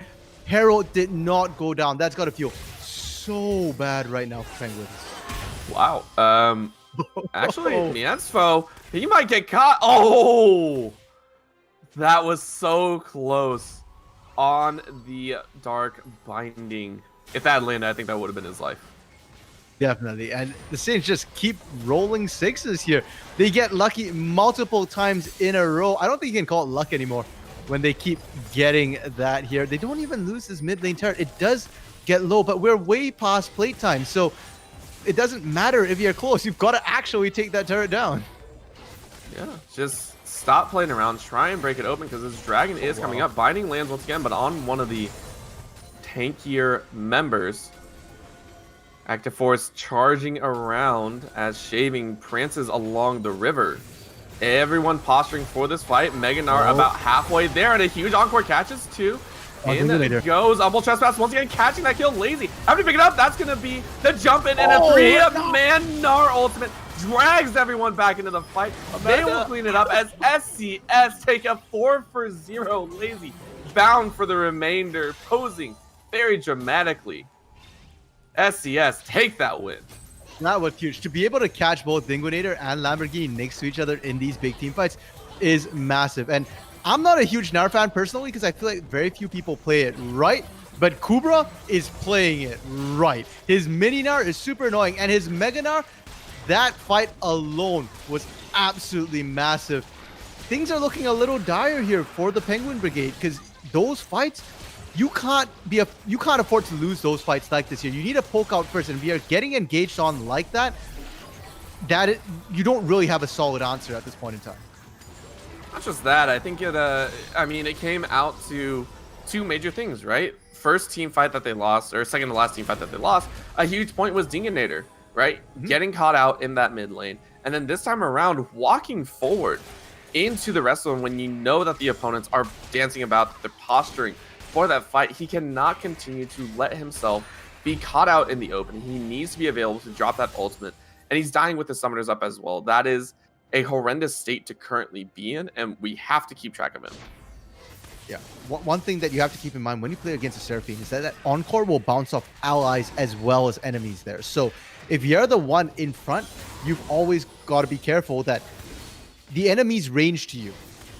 Any enemy in front of you can also be a node for that Encore here. So it's not just tracking Frez, it's tracking everyone else when you can't see Frez here. Are you going to find Lazy? No. Okay, for now. I was actually a little worried for Lazy there because we've already seen that Shaving can still burst through most of Lazy's health bar, especially when one of the supports isn't there to top them up. So that is still a win con right now. If they can find Lazy, and I'm looking specifically at Shaving, I feel like it's back to game 1. We're looking at Shaving and Dogwater to try and find Lazy here. If you can't do that, you can still win a fight because the bulk of the damage is still on Lazy. Yeah, but Lazy this time is on a champion I feel even harder to kill, especially with the Lulu on its back. Kraken Slayer and Phantom Dancer completed. Already 4-2 and 2, has a 200 gold bounty on his head. Yes, down 20 CS, but up in itemization. They constantly rotated him towards those open areas. That's going to be a little bit of a dance en route. Frez says, please stop doing this to me. I am tired of being ganked. Okay, Shelly was just dropped back in base. They ran out of time, unfortunately, for the side of the Saints. But you know what? If you can continue applying the pressure, it's okay, because Kubra right now can just sit there for days. Shelly will definitely reach it. It's whether mid lane goes down before that happens. Over the wall, Active Force was attempting a very sneaky side gank. The mid lane stalls out of the 4-on-4. Rift Herald, though, gonna land on this bottom lane in about 10 seconds. Yep, and once it gets there, that turret's gonna go down. So if you are the side of Penguins, you kind of need to cut your losses at this point. Look on the other side of the map. Can you do anything here? Might be, as that's going to be a Gnar against the wall. Dogwater now having to face a mini Gnar. Lots of good damage, and I think he might just be dead. Yeah. He gets a shield. One more, yeah. That's just a solo kill. Kubra said, get out of here. 2-on-1. Shelly was there. Shelly contributed. Shelly really should get an assist for that, because I think it kind of baited Dogwater a little bit into overstaying, and that demolish proc I think was pretty huge too, because that turret went from like what looked like 40% health to nothing immediately between the demolish and the Herald. And are they going to do this? Dogwater is dead, so they do technically have a numbers advantage, but Cooper right now is mini. I still think that's enough. I mean, they are forcing this so hard. You can see the split focus right now. A True Shot Barrage is just landing on this bottom side right now. It's not going to do anything. He's fine. He's okay doing this. And now Victor roaming around Dinguinator trying to close this out. But I think that's going to be the Gnar again. He doesn't get the stun off. He doesn't get the stun. Are they going to be able to run him down? That's the big question. Tower goes down in mid. That took way too long, though. Teleport bringing it in as SCS are looking to capitalize all across the board. Encore hits onto a black shielded target, and that's going to call the Stand United in. This is why Lazy and Mianso are caught on the wrong side of the map, but look at the kiting. Look at the silver bolts. He is fully winning it. Exhaust now finally cleaving through his health bar. He still takes one with him. Mianso now running for his life. One more Q might not land. Active Force doesn't make it happen, and now Kubra, his time to shine. Knockout doesn't land. Dogwater caught between three members. He can't get out. The damage is real. The true damage is enough on the back end. Again, off screen. That's going to be Lulu going now. Active Force saying he wants it. Kane dropping very, very low. But Kubra is going to jump in. Misses the Gnar wall. Gnar against the wall as Dinguinator gets a rock thrown at him. Can't outrun his death, though. Minion might tag him one more. Does it? It does. Oh, that's going to be the ranged minion taking the kill in Lamborghini. At the excessive chaotic fight, it all ends in a 5-for-2 in favor of SCS. That is such a chaotic, fun fight to watch. Like I told you, man, I can just kind of switch off in this game because it's all about, I said it was all about Lazy, but the game's kind of spinning on Kubra's head right now. Lazy went down early, and it was Kubra who came in to clean up the fight. I honestly thought that fight was going to be so bad because Kubra was low, was forced to base. Dogwater, healthy, and we saw the Stand United come through. But it didn't matter because Lazy still managed to find one, even when they threw 4 members at him. Yeah, and not only that, you saw how much they were attempting to put forward. They threw so much there, and then Kubra coming in on the back end, followed up with Active Force, who on this Rouse Kane is so dang tanky. No one can cut through him yet. Lamborghini finally picking up that Dustblade. He has been sitting on that Essence Reaver and components for so long. 25 minutes, that's not a good sign for your ADC, right? He is slowly getting there, but it's going to take a lot more time. And with the second Infernal of the game going the way of SCS, you are in dire straits moving towards that 30-minute mark. And if anything, I actually feel like the dragon that Penguins did manage to find is now working against them here, because you've given triple Infernal to Saints. If Saints manage to pick up the soul, it'll be triple. So they get another 4% AD and AP, which is way better, I feel like, than that 6% armor and magic resistance percentage, especially when you consider they've got a Vayne. Oh my gosh. They're just going for it again. That's going to be the Scrying Orb finding and spotting them out. Rest of the squad is here. They're going to call this San United early.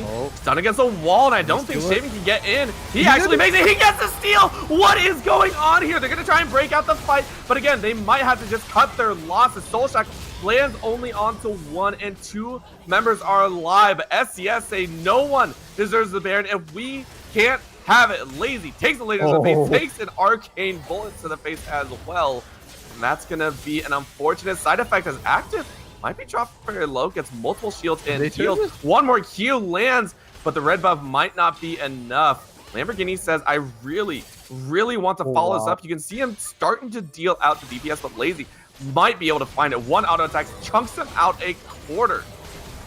As the fight comes to a close, Lamborghini just attempts to clear out the wave. Yeah, this is why that Duskblade was kind of so important here, because now that you've got it, we're starting to see the chunks come through, especially onto the squishier members here of Saints. And somehow, despite having so many dead on their side, they held the damage to just that one turret here. And they continue to have Baron Nashor, the Baron buff on Dinguinator and Lamborghini. They can look to try and push this in here. And it's crazy that it feels like Penguinator, oh my gosh. Penguin Brigade have a larger chance than they should have, right? They are down about 9k, and yet they are pressuring into the inner tower. They got the Baron. It feels like they are getting away with so much that they shouldn't be allowed to. And all of that just coming off that Baron steal from Shaving. If he didn't get that, I don't think the fight breaks out that way. I think it turns much worse in favor of Saints. But let's not get ahead of ourselves for now, right? It looks good, but realistically, Penguins can't actually comfortably siege with this Baron. That Baron, rather than a pushing tool, is more of a stemming tool. It stops them getting pushed into. It makes them feel much more comfortable. In a lane, in a turret, they're going to be much safer, and Saints will have to think twice about diving. Crazy thoughts that Saints actually have to be safe in these upcoming battles, but now that we are waiting, let's take a look at itemization currently. Never mind, we can't even do that. Dogwater caught out. Lazy says get out. 220 gold to him. Come on, give me a chance. That's the thing of Vayne too, right? Like, you can't really run from a Vayne. You've got to turn into her there. You're not going to get away. Maybe an Udyr could do it, but now with Dogwater dead, it's once again a number advantage here for Saints. What? They turn Amanda, no! A catastrophe of epic proportions occurred right there as Amanda falls in Zanya's form, and that just gives the man advantage over. SCS happy to take this inhibitor. They're gonna look towards the mid as well to take the tower and inhibitor. Open this up before this upcoming Infernal Drake. That's gonna be the fight breaking out though. Lazy jumped on, sealed up, and they actually get the fear, but the rest of the team is there. Kane jumping forward, getting the knockup again, and they chunk it out. Dogwater just respawned to watch his team die. Dinguinator having to run interference, might collapse here, and that is Kubra running him down with a couple more auto attacks. There is the third proc, and what we thought was going to be an Infernal Soul coming out leaves much to be desired. Multiple members just pushing in. SES closing this one out 23-8. Dogwater says, I want to try and change this up. Throws everyone into the wall, or gets thrown into the wall, very sorry. That is going to be Amanda falling down once again. Dogwater getting chunked out. No knockup.